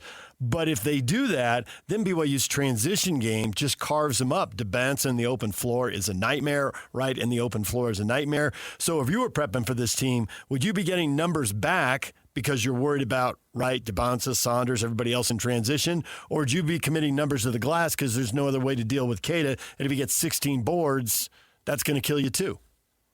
I think it's a point well made, because you're thinking about those players that we've talked about. And Keita he's a bonus. I mean, we've watched him play the last couple of years. This year, he's taken it to another level, how he protects the rim and how he gets up and down the floor. I mean, he runs like a gazelle. He's bouncing around. He gets his hands. He's got a motor unlike anybody else on that team. I mean, his motor is at a whole different level, offensively transitioning, defensively transitioning, relentless to the boards. You just can't, teams don't have guys like that. And not only do we have the talent of AJ and Saunders and Wright, you see the things that they bring to the table and their ability to score. But if you're asking me who's had the biggest influence on the success of this team, it's Keita. And I guess the word is he's relentless, and his motor is always on, and it doesn't matter what the circumstances are. And when you're worrying about how we're going to guard AJ and how are we going to guard Saunders and how are we going to guard Wright, how are we going to deal, the focus of a game plan is going to be on what can we do to take things away from them. And we saw the physicality in the last game, and AJ was just bounced around. Well, welcome to Big 12 basketball. Yeah. And that's what it's going to be like night in and night out. They'll get used to it. They'll get tougher, and I think they'll adjust just fine. But for me, looking at this team, Wright and Keita are the guys that really, if you take your point guard and your 5-man and you consider what they've done in the preseason and what they're now doing in conference play, BYU's a scary team to play. And now, mind you, I say that, but I mean, you're looking at a league where, did we forget about Houston? Did we forget about TCU or Arizona, who was 1 or 2 in the country? I mean, we're talking about BYU and who they are and what's going on. But this league is going to be really competitive. You can't sleep on anybody, especially that top 5 or 6 teams that all have a chance to be in the tournament, to get to a Final Four. Man, it's going to be fun to watch, and I can't wait to. It's so much fun to go to those games in person. And occasionally, I can't do that, and you watch them on television. But just getting close and being close enough to see the expressions and the anger and the energy and the all the things that come with college basketball, and to see the excitement of the fans, and there's 20,000 folks or 19,000 at BYU going to those games. Very special time. Love being there, and love a coaching staff. Mind you, we're in a different world today. You guys, I know we haven't talked about it, but it's so funny for me to see like 18 guys on the bench. Yeah, right. Coaches outnumber the players. But yeah, but that kind of is kind of the way it is, and man, it's working. So don't mess with it. But that's probably the biggest adjustment for me. I don't know how you deal with that many people, but I like the 5, 6, 7 guys, who were. It was easier to control that and not be overwhelmed by it. But man, they're doing everything. Kevin Young is a special coach. He's got a great staff.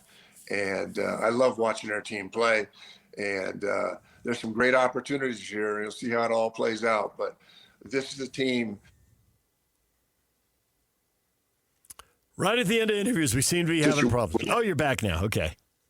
It's not going to be a surprise to me to watch this team do special things this year.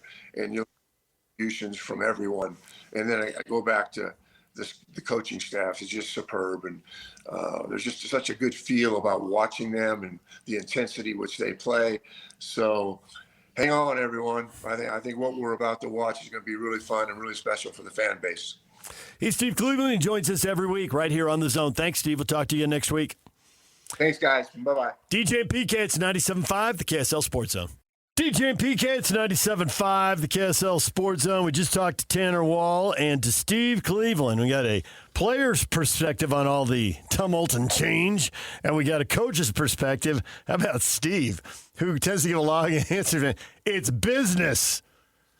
Straight out of The Godfather, PK. You love to quote that movie. There's so many truths that stand the test of time, which is why they're truths, I guess. I think that you really can't begrudge someone for going to Michigan. I mean, that's, as Kyle would say, and that's the bottom line. The dearly departed Kyle Whittingham. He's departed. Yeah, that's what you make it sound like it's a funeral. For some people, it is. I knew that would be the next line. Not for me. I'm ecstatic he's gone. Oh, really? Yes. Because? I had enough of him. Okay. Absolute narcissistic dope. Oh, wait, that's me. Yeah, enough about you. How do you like that's what you get from a listener to start the new year? Man. Yep. Well, there you go. An absolute narcissistic dope. I try so hard to be likable. I think under the circumstances, man, you got to go. And Kyle could do what he wants. Yep. But I'm talking about the assistants. I'm talking about the Jay Hills. They can also do what they want, but, and they can also go. He's got to go. Jernaro Gilford has to go. I get it. And I don't begrudge him going. And I know people are upset coaching staffs are getting pulled apart, but I just think that Dave Rose saying, well, it's every coach for themselves. I mean, these guys are all at risk of getting fired. We love Kyle and Kalani, and they're the nicest guys ever, and they both fired coordinators. Multiple times. It's part of the gig. Back to what Steve said. It's business. You got that a long time ago. You were asked, and I forget which job it was. Was it the football job was open?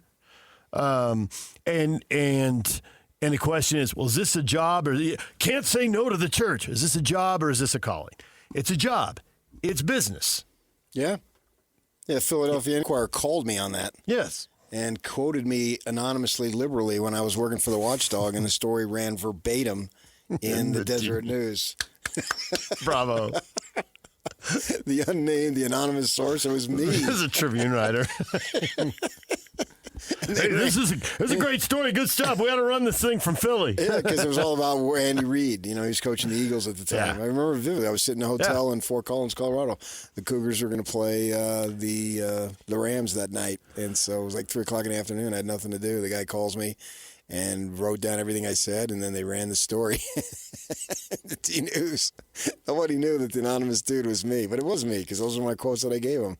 And well, that it's a funny situation too, because you work with an athletic director, you work with these coaches, but then when it comes right down to the moment, it is, in a sense, every person for him or herself. Yeah. You look at Roberts at Utah basketball, women's basketball, had been doing really well. And she elevated the program, right? And they had that great NCAA run. And then the Sparks call. And the season was already underway. Well, bye. Straight out of Tombstone, another great movie. Well, bye. And it is a funky business in that way, and she obviously viewed it as a better opportunity to get in the WNBA and to do what she's doing over there with the Los Angeles franchise, and so be it here. So you got all these situations going on, and you probably weren't going to retain Jay for very much longer anyway. And I don't see how anyone could have hard feelings towards Jay. To me, this was 1,000%, not a 100, 1,000% no-brainer. And Jennaro's, he's been working hard for many, many years, and has done a great job at BYU and they've elevated their talent in the defensive backfield, particularly at the cornerbacks, immensely in the last few years. And the good thing for BYU is that I have no reason to think they won't continue to do that. They've expanded their recruiting base.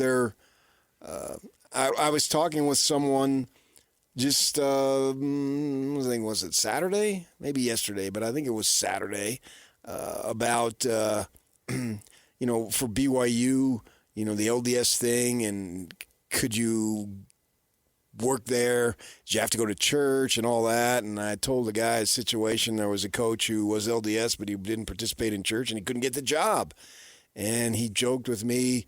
He said, it'd be better if I took my name off the rolls. And I said, well, why don't you do that? He said, because my mother then would be mad at me. And I was talking to a coach. I don't want to give up too much. But he says, well, those times have changed here.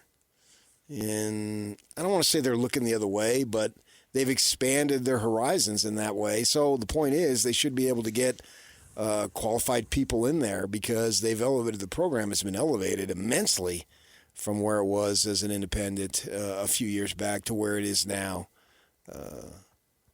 And there is a form of loyalty. I think Aaron Roderick showed some loyalty to Kalani Sitake.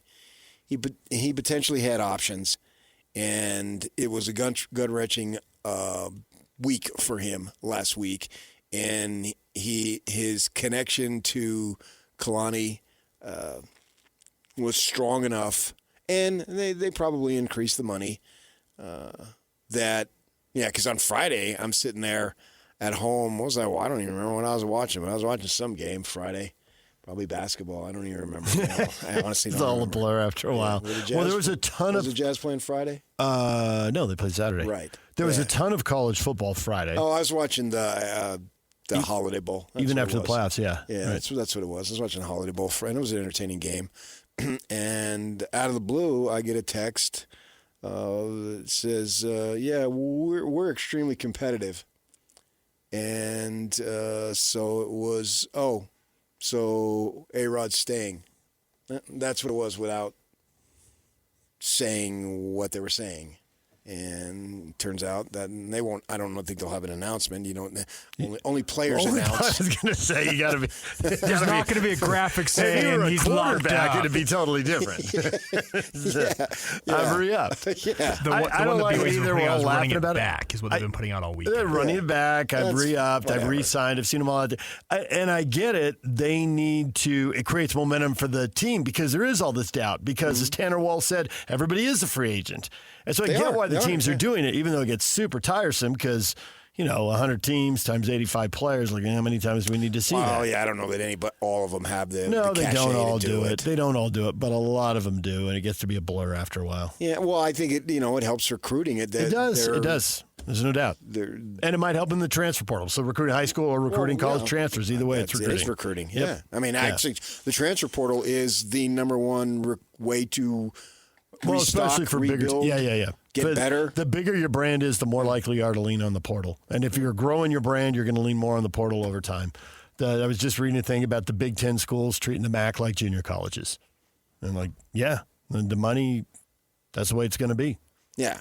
So there you go on that. And I think they might promote Popinga, and I don't have any clue who they're going to do on the cornerbacks coach, but I have confidence that they'll be good. And it's funny.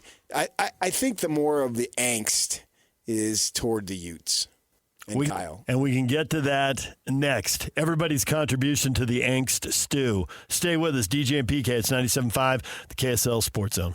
All right, PK, a lot of change up the U. Hurt feelings, grudges. I don't know what the right word is. Conflict, falling out. I like to call it good stuff. Good stuff. PK letting his inner Jersey rule. They're going at it, Ma! Kyle's already, I think it's a big old stew, and everybody contributes a little something to this. Kyle's already come clean on his part. Maybe I shouldn't have been talking about retirement, since I saw a story that found the first quote was in 2019. So that's a long time to talk about retirement. So I would say, yeah, there's Kyle's part of the stew right there. Mark Harlan's part of the stew. Did he want it to happen? Was he trying to accelerate it to happen? Is he right about Morgan? And should he have talked to Kyle back in 2019? Stop talking about retirement. You're going to create problems here. Morgan's part of this too. You wanted the job. And I don't blame you for wanting the job because, as you pointed out earlier, he grew up running around Rice-Eccles Stadium when it wasn't even Rice-Eccles Stadium. They didn't have concrete. They had rotted bleachers, and it was Rice Stadium. And the program wasn't nearly as popular. And it's his dream job. Should he have left to come back and get it? The one thing I would tell Morgan is the line about you were sitting in the room when he said it, about how did he say it? The letter or the logo? The logo. My logo has not changed, and it never will. Okay, and he said that knowing that the offensive staff was leaving. Yes. That had already been decided. Right. It was after the game on Wednesday. You don't paint yourself in a corner, Morgan. Don't throw out quotes like that. Never is a long time, and things can change, and maybe you want to coach, and you're not allowed to coach here. So don't say that. And don't get your expectations up about your... I say it. Just say it, and then if it's not true later, don't worry about it? Yeah. Because you're recruiting. That part of it makes total sense. I will totally co-sign on that. Okay, but inside... I'm not going anywhere. But inside, he has to know things change. Yeah, but then he'll be gone. He won't be recruiting for them anymore. For them, right. Right. So...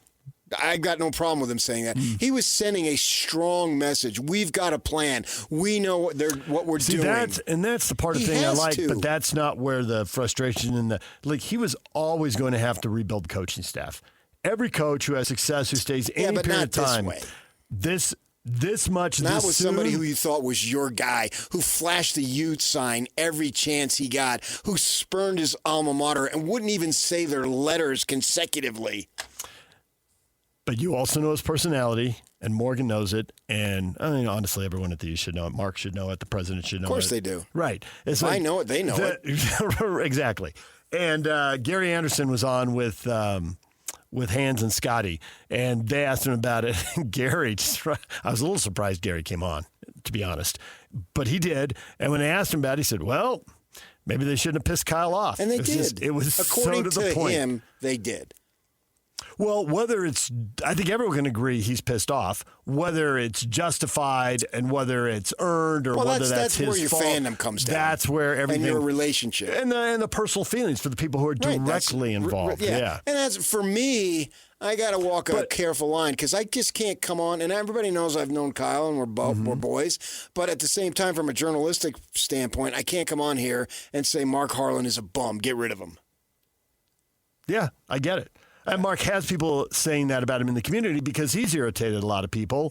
Although, as Stu Morrill said famously, when quote other people, every year I do this longer, I make more enemies. And so welcome. To that, the answer is, well, you're the one who wanted this job. Oh, yeah. He's not complaining. He's just telling you the way it is. Presidents, ADs, and for that matter, head coaches, when they have to change coordinators and assistant coaches, you end up being the bad guy. I mean, I think it's in a lot of jobs. You're the boss. Here, I'm couple months shy of 24 years, and I've been called an absolute narcissistic dope.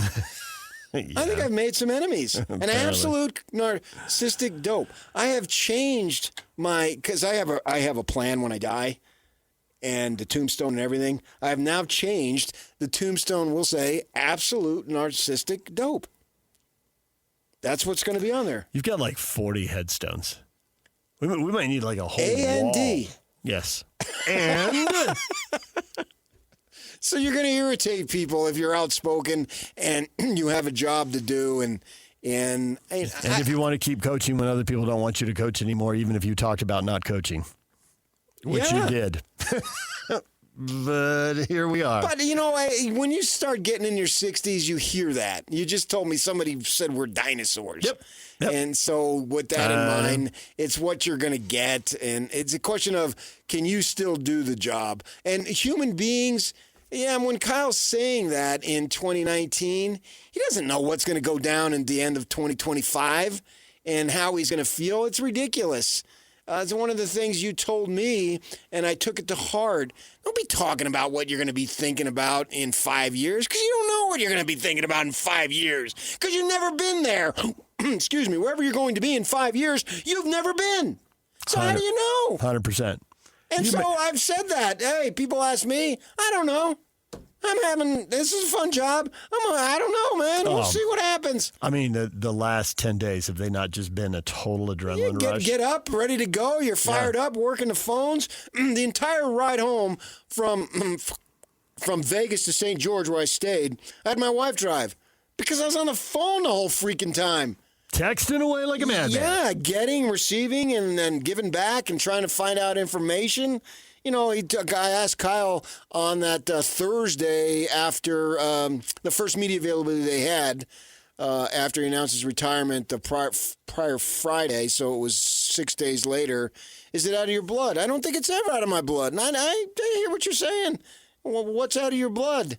Yeah, and he decided he wanted to keep doing it, and they made their choice, and now you have some bad feelings. Eventually it'll get over, and they'll bring him back, and maybe it's delayed now, and he'll have his moment in the sun at Rice-Eccles Stadium. It's probably going to be 5 or 6 years now. Yeah, I think it's definitely delayed. Yeah. And I think we can all agree on that. It's delayed. Yeah.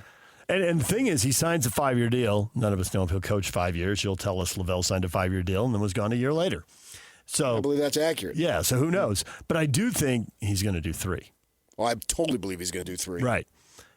Yeah. And so this goes back to what we've been talking about the whole time waiting for Kyle. Don't get too far in front of this story. He gets to change his mind. And he's just changed his mind in a big, big way. If I'm Michigan, I'm ecstatic, man, because I've got a more motive. The guy's always motivated. Yeah. He's always chippy. He's always edgy. Do they know that? Can they possibly know that? Well, I would like to think they did some homework. Yeah. And it came together pretty quick, relatively speaking. And I would, they're not going to know it to the level we know. We know it. It's just not going to happen. Like we had on, what's his face, Yogi Roth. And he was talking about, he's close enough to the situation, but he says, I'm not as close as you guys. Yeah. And so, yeah, they're going to know. Kyle's on fire. If they don't know it, they're going to find out. Yeah.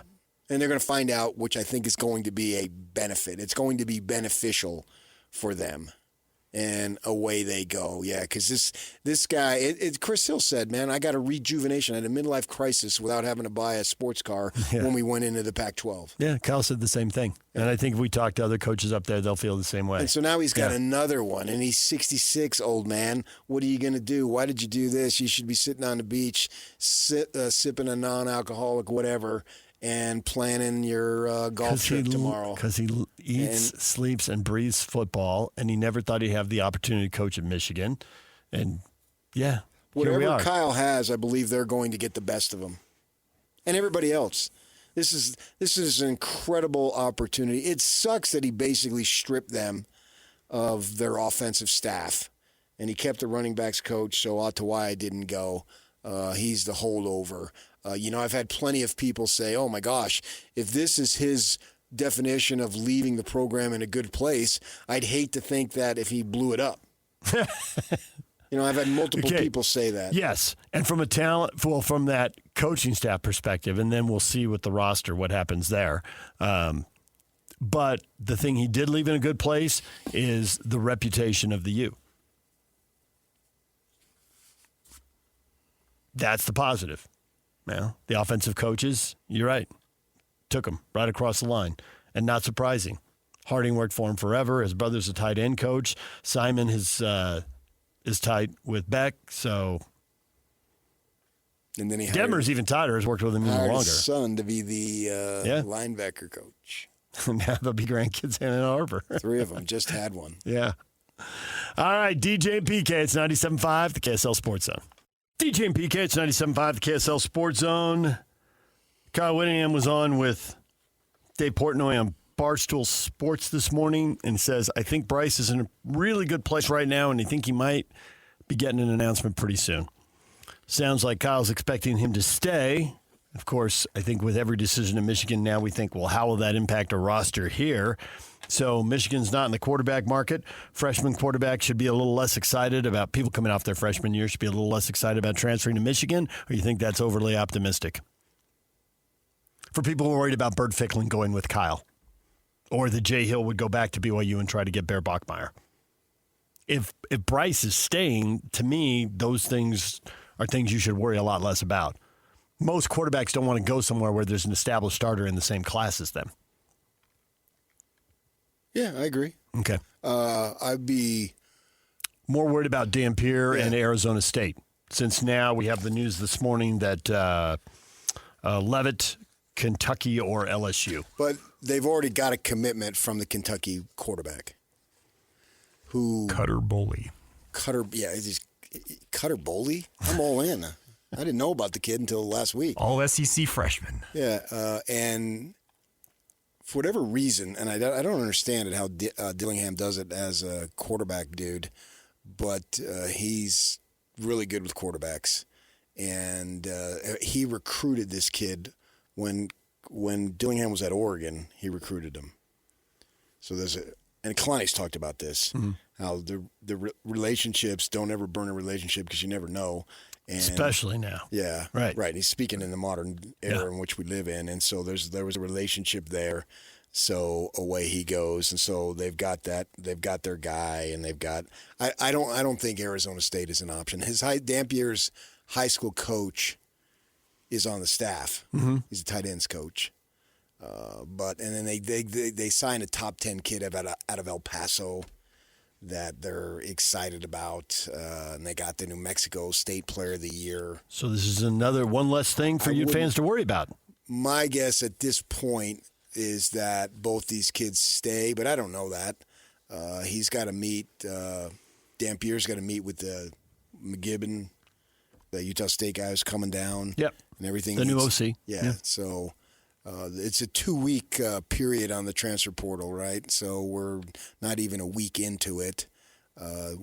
Things can change. I think it's important for Whittingham to get hold of Underwood and keep him, because that is, besides the kid's talent, I think it's extremely important in terms of the momentum of the program. It sends a far greater message right now, because you can't play any games now, and that everybody's comfortable, or he's comfortable with us and Jason Beck, and so we're going to hit the ground running in momentum and all that stuff. If he leaves, then I think that sends a negative message for the new coaching staff.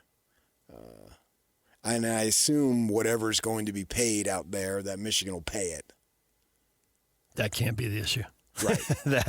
That can't be the issue. It's more confidence. And does Underwood have confidence in Kyle? He stays, okay, and everything settles down and away they go. Literally and symbolically. Yeah. That's a powerful message that, okay, the people who I committed to come to, they're all gone. Yeah. But I've already met with Jason. I've met with Kyle, and Ty Detmer's nephew, Coy. He's going to be the quarterback coach, right? And so I've met with him, and I'm cool.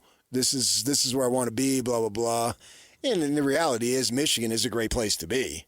Michigan's a great place to be, and the offensive staff coming in just put together 41 points a game. Like, Michigan's going to pay you. What's the downside? Right. Which is why it sounds like close to an announcement. And Portnoy's a Michigan guy. So. Oh, he's wearing Michigan gear in the interview. He makes it very clear. So am I.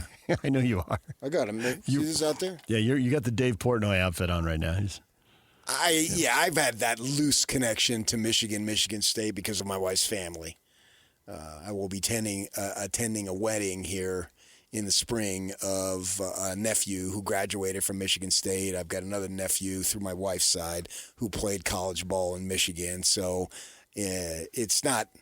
I'm not like a hardcore. I'm not going to pretend that. But no, but when you there. see family, you inevitably are going to talk sports with them, and that's what they're going to talk about Michigan or Michigan State based on which. Yeah. And they're split. They are. So you've got people you're going to talk Michigan with, people you're going to talk Michigan State with. Right. Because the two things that I talk to them about is Michigan and their right-wing politics that I hate. You just throw that out there. I throw that out there. This is why people think you're such a narcissist. An absolute narcissistic dope. I stand corrected. A-N-D. Absolute and. That's it. That's it. And another thing. When you say DJ and PK, it now turns on new meaning. DJ PK. DJ and PK. DJ and an absolute narcissistic dope PK. That doesn't flow off the tongue as well. We didn't know all these years that's what it meant. Well, thank goodness they were here to notify us. So I think that's important. And I think it's important for Utah to keep Dampier and Bird. Dampier had his finest moment in the Vegas Bowl. He was sensational. I mean, he was way fun to watch. It was awesome, but he was also on fire against Kansas State. I wonder how much of this offense, how many of the things they keep in this offense, but given obviously has his own history. The idea of a coach, in my mind, is you utilize the talent you have available to the best of its ability. So do you think today people believe more what I was saying last week? What? That there's no reason for the massive gloom and doom. Both these teams are still in a good place, and good things can happen. It's going to look a little different. There's going to be some new names, but that doesn't mean it's going to have to be a bad year. Does not have to mean it's going to be a bad year. No, not at all. Because start with BYU, they're not losing a lot. Has anybody, Yak, that I've missed, has anybody gone into the portal that we didn't anticipate? From BYU? Yeah. No. Right. They're all third stringer. It's like you can't keep up with it. Yeah. Well, the portal's got a bunch of names in it, and for all the people who say some of these kids will never play football again, well, some of the kids were pushed into the portal. Yeah, absolutely. Everybody. And they weren't playing as it was. They're encouraged to look at their options. Oh, yeah. It was the Majerus thing. You know, they used to talk about senior day, and then we'd have, they should also have the guys who are going to get kicked off day because they ain't going to be back. And we all knew who they were by the time we got to the first week of March. So with that in mind, I think BYU's in a better spot. And that's not discounting Jay Hill, but Jay Hill has been around these guys. They should be able to keep it going. It's not like Jay Hill was the only guy who can do what they did. Now, granted, he did great, phenomenal work, and Gilford did great, phenomenal work. And talking about Warren, the possibility of the replacement there, and that you're bringing the good thing with BYU is they're bringing in seasoned dudes now, and they're paying. They paid more to keep A-Rod, right? Because he has some options. They are willing to be competitive. I can't show you the communication I got, but I've been getting it consistently now for the last couple of weeks that they are in the game and think what you want. I don't care what you think about, it's unbecoming or whatever. You know, I'm not into that at all. I don't care about that. They're paying to get the talent that they need. And that is completely, you do not have to have any sources. Any fan can figure this out for themselves driving up and down the freeway. You look at the price tags we're seeing some of these players, quarterback's now $5 million. BYU's in the Big 12. They're having a really good year. We're seeing teams in every league get rated. If your team isn't getting rated, your guys have been compensated. Because there's certainly somebody else in the country who would pay your guys. They must be paying to retain people. And the people could mean coaches, it could mean coordinators, position coaches, staff, whatever. Yeah. Your general manager, like all these things are important now. Even if they're brand new, they're suddenly really important. And if you're keeping your people and you win double-digit games multiple years in a row in a Big 12, you're paying to keep them because someone else would pay to take them. I think that they view Bear as their baby. And I think what the administration has said collectively, we've made up our mind. Okay, thank you, Madonna. Thank you, keeping our our baby. We're going to keep our baby. So BYU is now Madonna. Mod on. And Utah, I'm a little more nervous because there's more change. I think it's natural. And the fan base, and we're speaking generally here, has a level of betrayal right now. But the Whittingham family has a level of betrayal right now. It goes back to Steve Cleveland laid it out so quickly. It's business. Yeah. People at U didn't want Kyle to coach. He still wanted to coach, even though he's been saying for 6 or 7 years that he was getting close to retirement. Well, he ain't there yet. So he's going to do his thing in Michigan. But the thing is, even though they're losing a lot of coaches, and Harding's the one who's been there, well, I guess Freddie's been there a long time too. Are they going to lose a lot of players? Because it looks like, because they kept Atuaya, I think they're going to keep their star running back. I think Parker will stay. He did an interview at the start of the year, and he just seemed joined at the hip with Atuaya. Basically, he goes over to his house and hangs out. When you decided to come here, well, I was waiting to see what coach would do. Now, over a year, things can change, and if someone calls with a big enough check, things can change. I don't know that I'd call him the star running back, though. He's good. But he was their best running back, right? And they should have used him more, but they didn't. And I don't know that he could have changed the. Well, they won 11 games. And I don't know that he couldn't have changed the Texas Tech game. But nonetheless, if the way he was producing, and in some games he got less than 10 carries, he'd get used enough. But I don't know that it would. I know. They averaged 40 points a game, and he won 11 games. If he gets more carries, could have changed the BYU game. Would he have worn him down and made a big play? So they would have been 12-1 instead of 11-2. Oh my gosh! When you only lost 2, there's only one he can fix, right? Because he couldn't fix the Texas Tech game. But he's game. very good. He's good. He's really good, and I think he'll be back at this point too. But they're Tail Johnson and Smith Soden put their names in. Yep. We'll see what happens there. More importantly, 5 offensive linemen. Don't we assume they're gone? I don't know. Okay, but the old linemen were already gone and had to be rebuilt. Right, but that's what I'm talking about. That was always going to be a question mark. That's transfer stuff. This is guys leaving. You lost 5 guys. Your 5 starters who started virtually the whole time. Yes. And they were really, really good. That is my number one concern of on-the-field product. Totally Taking agree. nothing away from the DBs that are in the portal. Totally agree. It was going to be a huge question. Yeah. It is a huge question. It was a massive part of their success this year, those 5 guys. Now, they did have – I actually spoke to Mark Harlan before the game, and he was – to me, I have no stake in it, so I don't have any emotion who wins or loses. I always thought the Utes would win. He had a little concern, man, those two first-round draft choices aren't going to be here today. But I get it. You have more invested in the team winning, so you're going to be a little more nervous about it. But obviously against Nebraska, they aced that test. The offense got rolling. It looked pretty good. Yes. Yeah, Dampier was his finest. If I'm the new offensive coaches and Dampier chooses to come back and I've got Bird doing what he's doing that, and away you go. So that as long as that happens – then I should feel not quite as nervous. But, it's a rookie head coach who's going to need time to develop, right? It doesn't matter who it is, your first time. For a first-time head coach, Morgan is about as prepared as you could possibly be. But he's still a first-time head coach. But I just think of that Majerus line.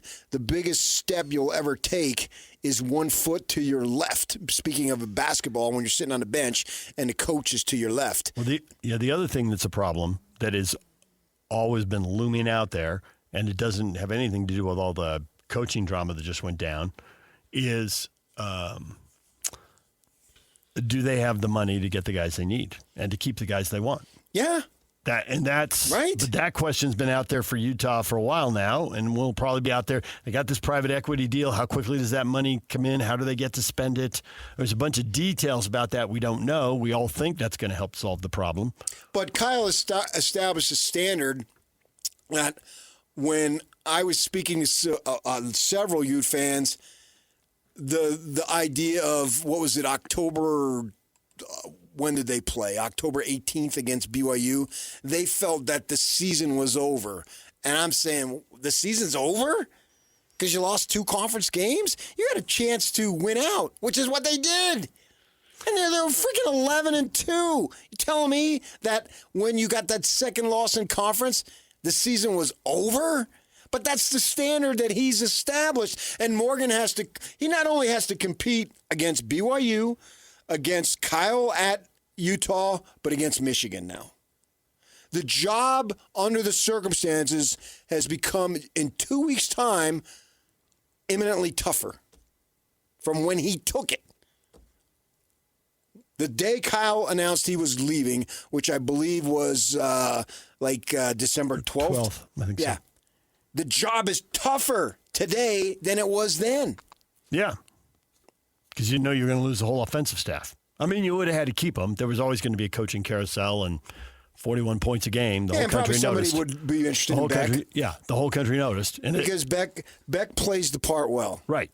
He's tall, he's blonde, and Morgan, he's got a nice family, he's well-spoken. And he scores 41 points a game. Yeah. And before that, look what he did at New Mexico. Oh, my gosh. Right. Yeah. So he was going to be hot. And he's willing to move. And he's moved 3 years now in a row. And I think the expectation was Harding wasn't going to be back.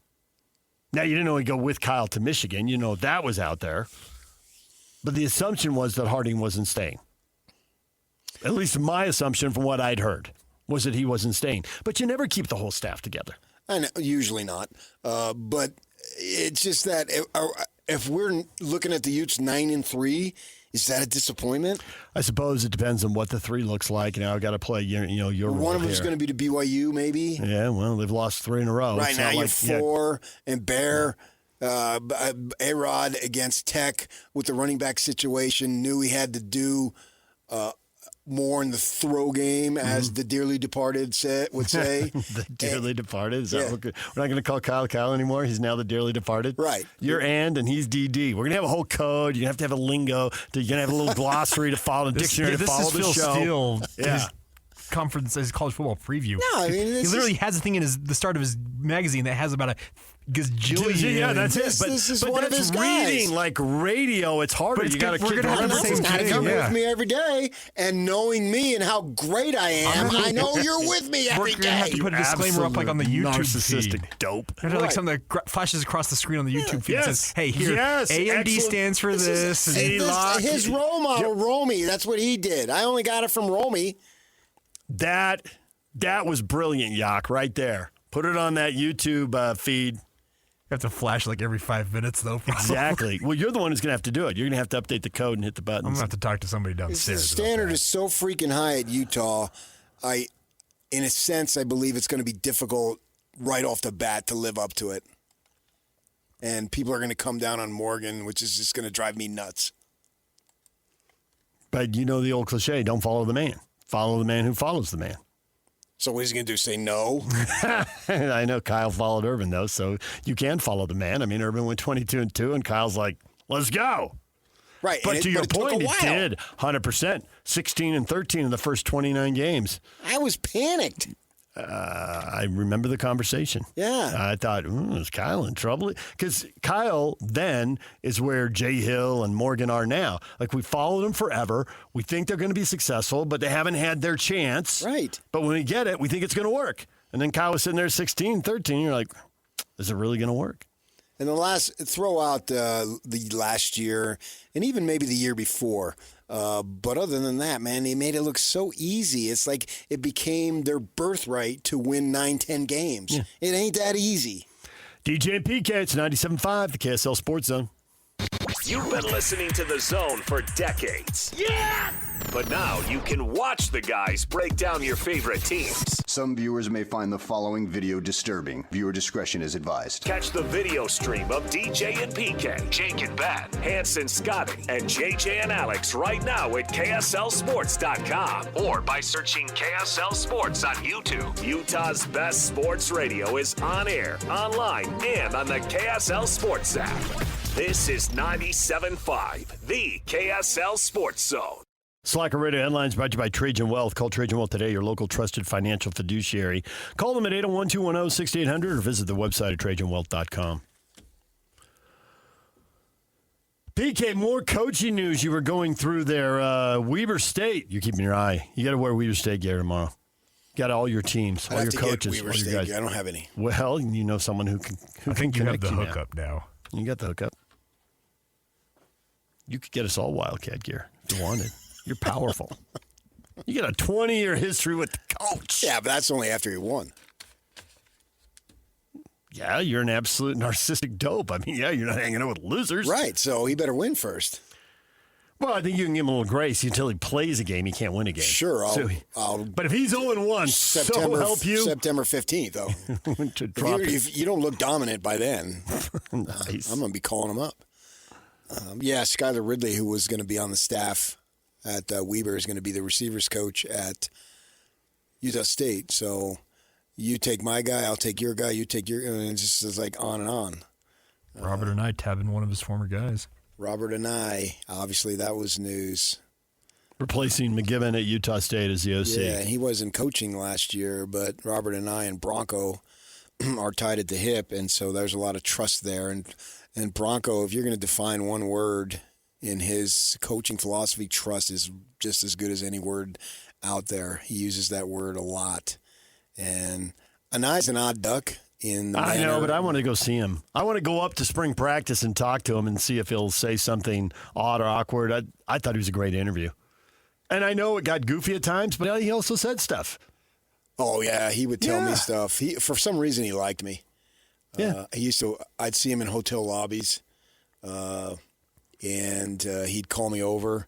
One time he was sitting in the football complex, and we used to go down on the field and interview, and then I'm walking through, and he was just sitting there, and I'm going, Kinahan! Love that. He called me over. He wanted to talk. Have you seen the refrigerator magnet that says the only normal people are the ones you don't know very well? Yeah. There's a lot of truth on that refrigerator magnet. So yeah, he would say, magic happens.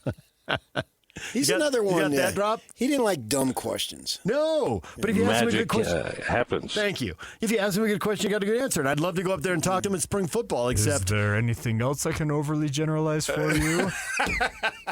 Good one, nice, Yak. Well done. It's my favorite one of all of them out there. Yeah, but Bronco closed spring practice. He wouldn't even let Scotty in. He doesn't want anything out. Well, that was last year. It was last year, and they had a second portal. And now they don't. Maybe Bronco opens it up a little more loose. Yeah. Or he keeps it shut, yeah. You know what? It was kind of fun not having the media around. Never mind. Correct. And on that talking point, I've talked with people at Utah, and they think there might be... I've heard that.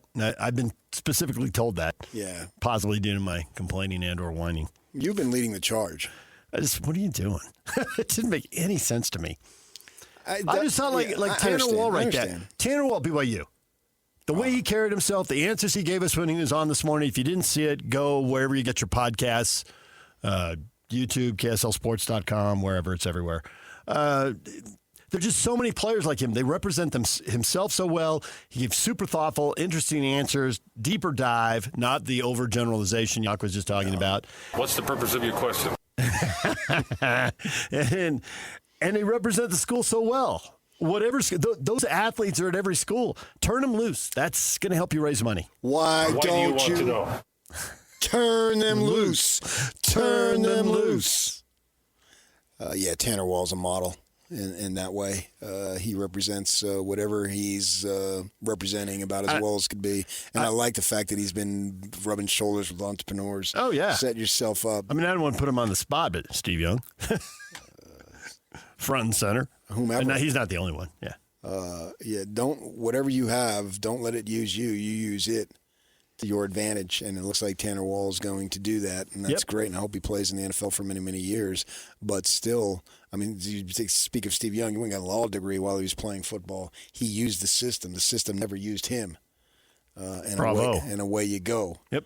So with that being said, I agree with you. And get guys out there. We'll see. And then also, too, the thought of Fowler going back to be safeties coach. And you're going to have to pivot. It's funny. Kyle's retirement, non-retirement, or at least stepping down, is making a lot of people a lot of money and getting a lot of people jobs. 20 different domino effects. Yeah. It's making a lot of people a lot of money, and it's getting a lot of people jobs. Mm-hmm. I've been in it. And I get the angst about Morgan. However, if you succeed, and there will be a lot of pressure and blah, blah, blah, but if you succeed, it's you. Like, this is a lot of turmoil.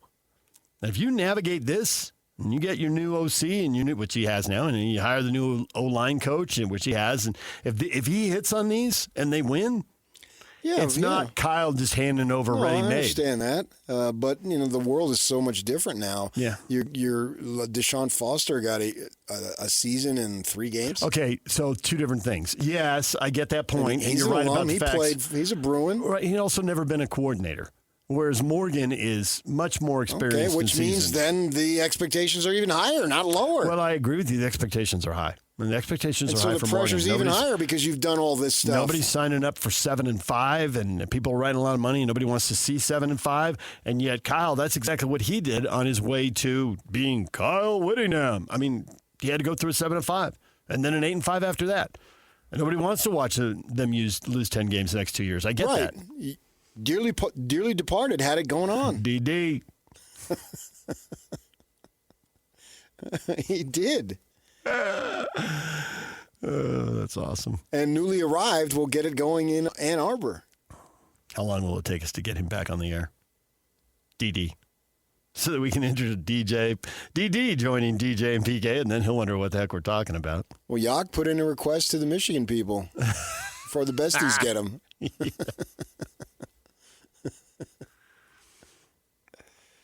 Here, I'll ask right now. I already have asked, and I got back a ha-ha. That was before he took the job. What? I told him, whatever you do, you're always welcome on DJ and PK, and I got a ha-ha back. Oh yeah. And then I sent him a follow-up. We did a poll question about what he should do in retirement. I said I polled several thousand strangers or several hundred strangers on social media just to get you some retirement advice here. What could possibly go wrong? And I screenshotted the poll with like 500 votes, and I got back a ha-ha because the 4th one was be a Michigan man. Well, not everybody's on radar, but it was on some people's radar. Oh, I think that it was immediately on the radar. Yeah, it was on his radar for sure. Yeah. Yeah. That was a... And I knew he couldn't comment on it, but that's why I sent him the poll question. We're watching. Once they expressed interest, it was on. Yeah. They had to express interest, and they did, and obviously it was on. Yep. And as his agent told me, it came together quickly. It was a crazy 2 weeks. Yeah. And away you go. Anything else we talked about in the show you want to tell the people? Another coach got fired in the NFL. You talked about the NFL firings. Pete Carroll has been announced. He's gone. Carroll's out with the Raiders. What a disaster, his first only season. Only season. The Giants are open. Cleveland is open. Atlanta is open. So we're at 4. But I think everyone's expecting there's more. Yeah, the Atlanta one didn't seem to make a whole lot of sense to me. Close, quarterback injuries. What are you doing? Right. Give it one more year and see. Well, does the Cleveland one make sense to you? I mean, there's already widespread speculation that Stefanski is going to get one of these open jobs. He was there 6 years. They got to the postseason, was it 3 years ago? And they're running him. It's like, look at what you did to the guy. You gave him 4 quarterbacks this year. So he puts the best ones out there, but then you trade them. So in the middle of the year, he's starting a guy who he didn't even have practicing. 2 rookies. Yeah, and you gave him 2 rookies. And, like, what did you think he was going to make out of that? How good were they supposed to be? He had to shoulder the Watson disaster. Now, I guess if he was in the meeting going, yes, yes, yes, okay, then he can be held accountable for that. I would have thought you said he had to massage the Watson deal. Ooh, I should have. I didn't. My bad. Because that has been a disaster. I don't know what it is. Is he going to come back? He was a good player. He was a good player a long time ago, but now it feels like it's all. I don't know. Is he coming back? Is he going to new be coach ready? and see what they do? I think they were going to tell. I read NFL reporters reporting that they would tell him, just go away. We'll send you your check. A negative influence. Don't want you in the building. It's just a whole bunch of we don't need it. Don't need it. Oh, like what they tried to do to me, my first radio ownership. Not exactly, but I see why you said that. They tried to send me away. They did. And you got away by going away. And I'll be sent away even faster, and then you won't. I've been fired from more jobs. No, you haven't. Yes, I have. Gigs, not jobs. Money's money. Nice. We're waiting to see if any other jobs open up. Will Baltimore or Pittsburgh part ways with their longtime coaches? Would Green Bay make a change if they check out in the postseason immediately here? Or does he have to win a playoff game to keep his job? LaFleur. Who do they play? Chicago. Got the division game meeting for the third time. I would think Green Bay wins that. Green Bay's lost 4 in a row going into this. I know. And Chicago's lost 3 out of 5. Neither team exactly on fire. 2 in a row, right? 2 in a row, 3 out of 5. Yeah. Not really covering themselves in glory down the stretch. But that's kind of the story in the NFC right now. The Rams looked great, and now they look terrible. Terrible? They were 9-2, and they were flying. Now I got to make sure they were 9-2, not 8-2. But I think they're 9-2. They look terrible. You don't necessarily have to look terrible. 9-2. They've gone 3-3. I understand that. They lost to Carolina. They look terrible. Yes, they lost to Atlanta. I thought they looked terrible. I thought they looked terrible against Arizona. They were trailing in that game in the second half. What are you doing? What are you messing around with Arizona? They won by double digits. They did. They scored 20 straight points at the end of the game, and they ended up winning 37-20. But nonetheless, it was 20-17 in the middle of the third quarter. Well, the other guys got NFL guys, too. What are you doing? They won by, 14? The Seattle loss I get. And maybe after they didn't get the 1 seed, they're like, okay, whatever. We'll just have to do it. We'll have to do it in the playoffs. That's why the only game that really tickled my fancy was the Sunday night game. Denver and San Diego, no.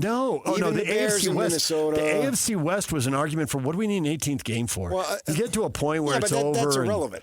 If you just, have 10 games, the 10th game would be the 18th game. Well, it's harder to get the separation in fewer games, but I get your point. But the last game, it can still be 16 determined. to 17. I think you'll get more separation. I think it's obvious as you get deeper into it. You're more likely to have separation, and it's more likely to be over, and there's nothing to play for. Okay, but then you're also more likely to have what we had Sunday night, which was one of the better, if not the best game in the entire season. They had 2 games in the AFC West, 4 teams, and they combined for 0 offensive touchdowns and 1 defensive score. Several years ago, I paid big money to go see the Cardinals and Cowboys. I remember, and they both had 13 quarterbacks. Yeah. It was the last game of the season. The Raiders-Chiefs went 14-12, and I think that scenario, again, deep down the quarterback chart. And the safety decides the game, and the kick 8 field goals. I thought about your proposed field goal rule that will never happen. I'm like, yeah, they're way past PK's rule. I think they might, because I've been seeing it complaining today. You get the ball, if a kick goes out of bounds or you return the kick to the 35-yard line, you got to go like maybe 20 yards, and you're in scoring. We got people kicking 60, 67-yard field goals yesterday. So the other thing is, and the NFL has been great about changing to meet the standards of entertainment. Raise the crossbar or narrow the goalpost or both. No, they'll just. You're dealing with human beings. They already moved them to the back of the end zone. Yeah, they have. They moved the goalposts. Right, but that was decades ago. It was.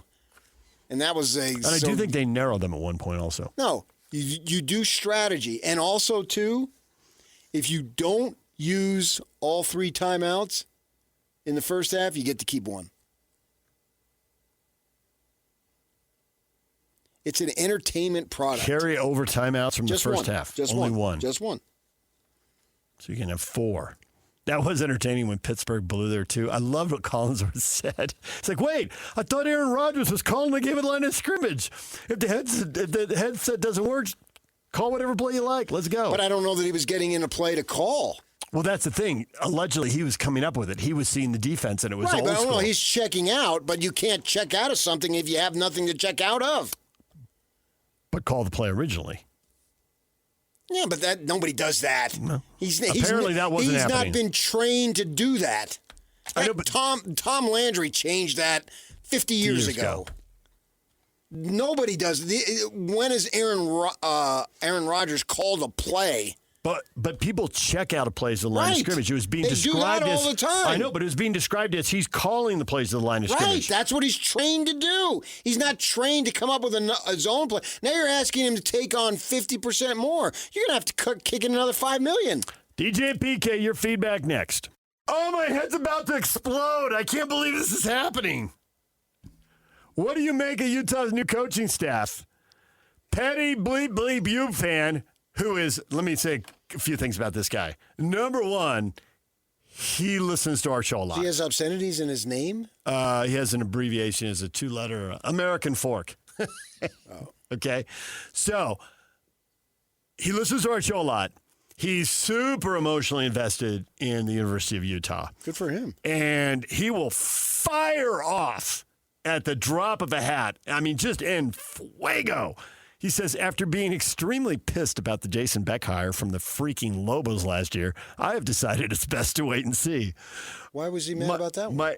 I think he figured nothing good has ever come out of New Mexico, and he didn't like the hire, and this guy's going to run the ball a lot, and Kyle's screwed up, and it's going to suck. And I mean, I don't remember his specific take, but having seen him... Did he watch New Mexico last year? Probably not. Probably not. The thing is, he's coming clean here. He's pleading guilty. I got it. I was mad about the hire. I think you should always be about all coaching hires, for that matter. Yes, an excellent point. We've talked about it many times. But I'm not used to seeing this kind of rational behavior out of him. And he's been pretty fired up for the last 2 to 3 weeks over everything that's happened at the U. Because he's super emotionally invested in the Utes. And now he's coming out with this hard to argue with super this is just a perspective he doesn't usually have. All right, Petty, you made my head explode right there. That's unbelievable. I heard some national guy say, I always grade coaches, their hires, as everything's a C+ to me. Oh, yeah. It's okay, but I got a C. Yeah. And it makes sense, given the number of times we've seen the coach who everyone thought was a slam dunk flail about, and then the coach who was the 5th choice, and the search went on forever, and they go win big. Right. And we've seen it in college, we've seen it in pros, we've seen it in football, we've seen it in basketball. It's all over the place. Right. U-State Iceman never thought they'd steal a Power 4 coach from another Pac-12 school. The coach from Utah moved on to Michigan, casting a wide net over the whole state. By the time we're done, PK is going to be coaching at Corner Canyon because of this. I've had discussions. You have. Well, you're privy to the offense. You could keep it going. Yeah, just you're connected. FaceTime me, Eric. Run this play. It's 3rd and 5. What do I do now? I need some help. Throw me a lifeline. Yeah. Jason, BYU fans, you cool with Jay Hill taking Jernaro Gilford with him to Michigan? Do you think they care if BYU fans are cool with it? That's not the question. I think it's answer a question with a they question. have stake in the program. They? The 2 who left. Oh, okay. Yeah. I don't think they're going to want to see them struggle. Those young men are their guys.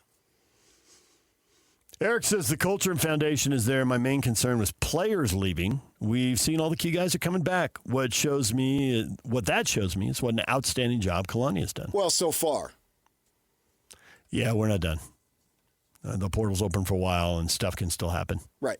But so far, so good. And as far as the outstanding job, there's a lot to juggle here. There's personalities, there's relationships, there's playing time. Obviously, there's money. That's a big puzzle that's all got to come together. Oh, yeah, and these kids got everybody and their dog in their ear. Yeah. I saw Smith Soden, somebody listed. He's going to Colorado today, BYU, Michigan, Georgia, Oregon. Where does he end up? Boom, boom, boom. Yeah, and if you're going to get more money, now I think you can get more exposure. You can get more exposure at some of these other places, I understand. but I think you can get fined plenty good enough exposure at Utah. They've sent plenty of guys to the NFL. It's a regular stop. At DBs? Yeah, didn't that one year they sent like all 4? 4. Yeah, they were 11-1. But maybe you can go somewhere else. Because then 2020 there was no season. Right. That's why Clark Phillips and Jalen Johnson came here because of those guys. Yeah. And they both laid out a plan, and it both worked. They were gone in 3 years with a degree. Spectacular. Yeah. And they're still, Jalen's a little older, but they're both playing in the NFL as we speak. Yeah, but Jalen's with the Bears. He's making a bunch of big plays. I mean, And more importantly, a bunch of big money. He's doing that, too. That's what happens. You make big plays in the NFL, you're going to get a big paycheck. And he's done both. Right. And if anybody knows Yock about a big paycheck, it's this cat. Eric says, this is not my favorite thing. However, good for Jernaro. I got a big TV. Yeah. So a little perspective out of him. Paycheck is why I live in Utah. Right. Kyle, not our choice. So I wish them all the best of success. Well, emotions are your choice. Not for Dale. It's a business. Wish him well. See what's next. That's his emotion. That is his emotion. You get to choose your emotion. Aaron, not cool at all. Uncool? He is completely uncool, Potsy. I get it. You got that emotion. Yeah, Jernaro was one of your own. He played there. He chose to stay here for many years. A decade. But Michigan, man. Decade's a long time. It's not. And Michigan's a great opportunity. It's not another Pac-12 school. Nope. It's not another Big 12 school. It's not any Big 10 school. It's Michigan, man. Michigan. It's the top of the Big 10. It really is. Jeez. We have to let the transfer portal settle out, and then we can start trying to figure out where they fit in the top of the Big 10. Well, you're going year to year. Yep. That's why you got to let the transfer portal. Historically, it's it's Michigan, Ohio State. It was Big 2 and Little 8 forever, and Penn State came into the league, and that changed a little bit. But it's been Michigan and Ohio State for, 75 years. I have before you and I were born. Oh, absolutely, yeah. Yeah. I have very little doubt that they will be. They're always going to be. The thing about it, if you're not Michigan, it doesn't matter because the Michigan expectations are always the same. So you better be Michigan. Or they will find someone else. And you better beat that school down south. Doesn't seem to be the school to be most worried about right now, and that sounds funny to say out loud. What do you mean? Indiana. Indiana's flying. I mean, it's been Michigan and Ohio State forever. But if you're going to worry about and they one got Josh Hoover. Their season's not already over, and they got their starting quarterback for next season. Yep. What was wrong with TCU? It's not Indiana. It's the Big 10, not the Big 12. He's got a better path to the playoff. It's the Big 12! He's got a better path to the playoff. I suspect he's got more money. Okay, you got me on the money. And the better path to the playoff. And the better path to the playoffs. It's Division I football! It's the Big 12! Yeah, that's what they should play every time when Yormark comes out on the stage. That would be awesome. Cut a totally different tone than every other conference, right? Yeah. Division I football. The Big 12, brother. Have some fun with it, man. You're not going to get a better sound bite. It's Division I football! It's the Big 12! It ain't intramurals! No. You got 2 weeks after finals, you got a week in July 4th, and you got a week before camp starts. That's a month. That's probably more vacation than you guys get. They're all and we're a little bummed out that we don't get 3 weeks. Go play intramurals, brother. Go play intramurals. All we needed was a few obscenities in that one. That was a great rant. And the best part is that's more than you get. You're right. Everybody out there's like, yeah, I had to be here 10 years to get 3 weeks. What are they complaining about? DJ and PK, Jake and Ben are up next. Jake is back, baby. He's ready to kick off 2026. Stay with us right here on The Zone.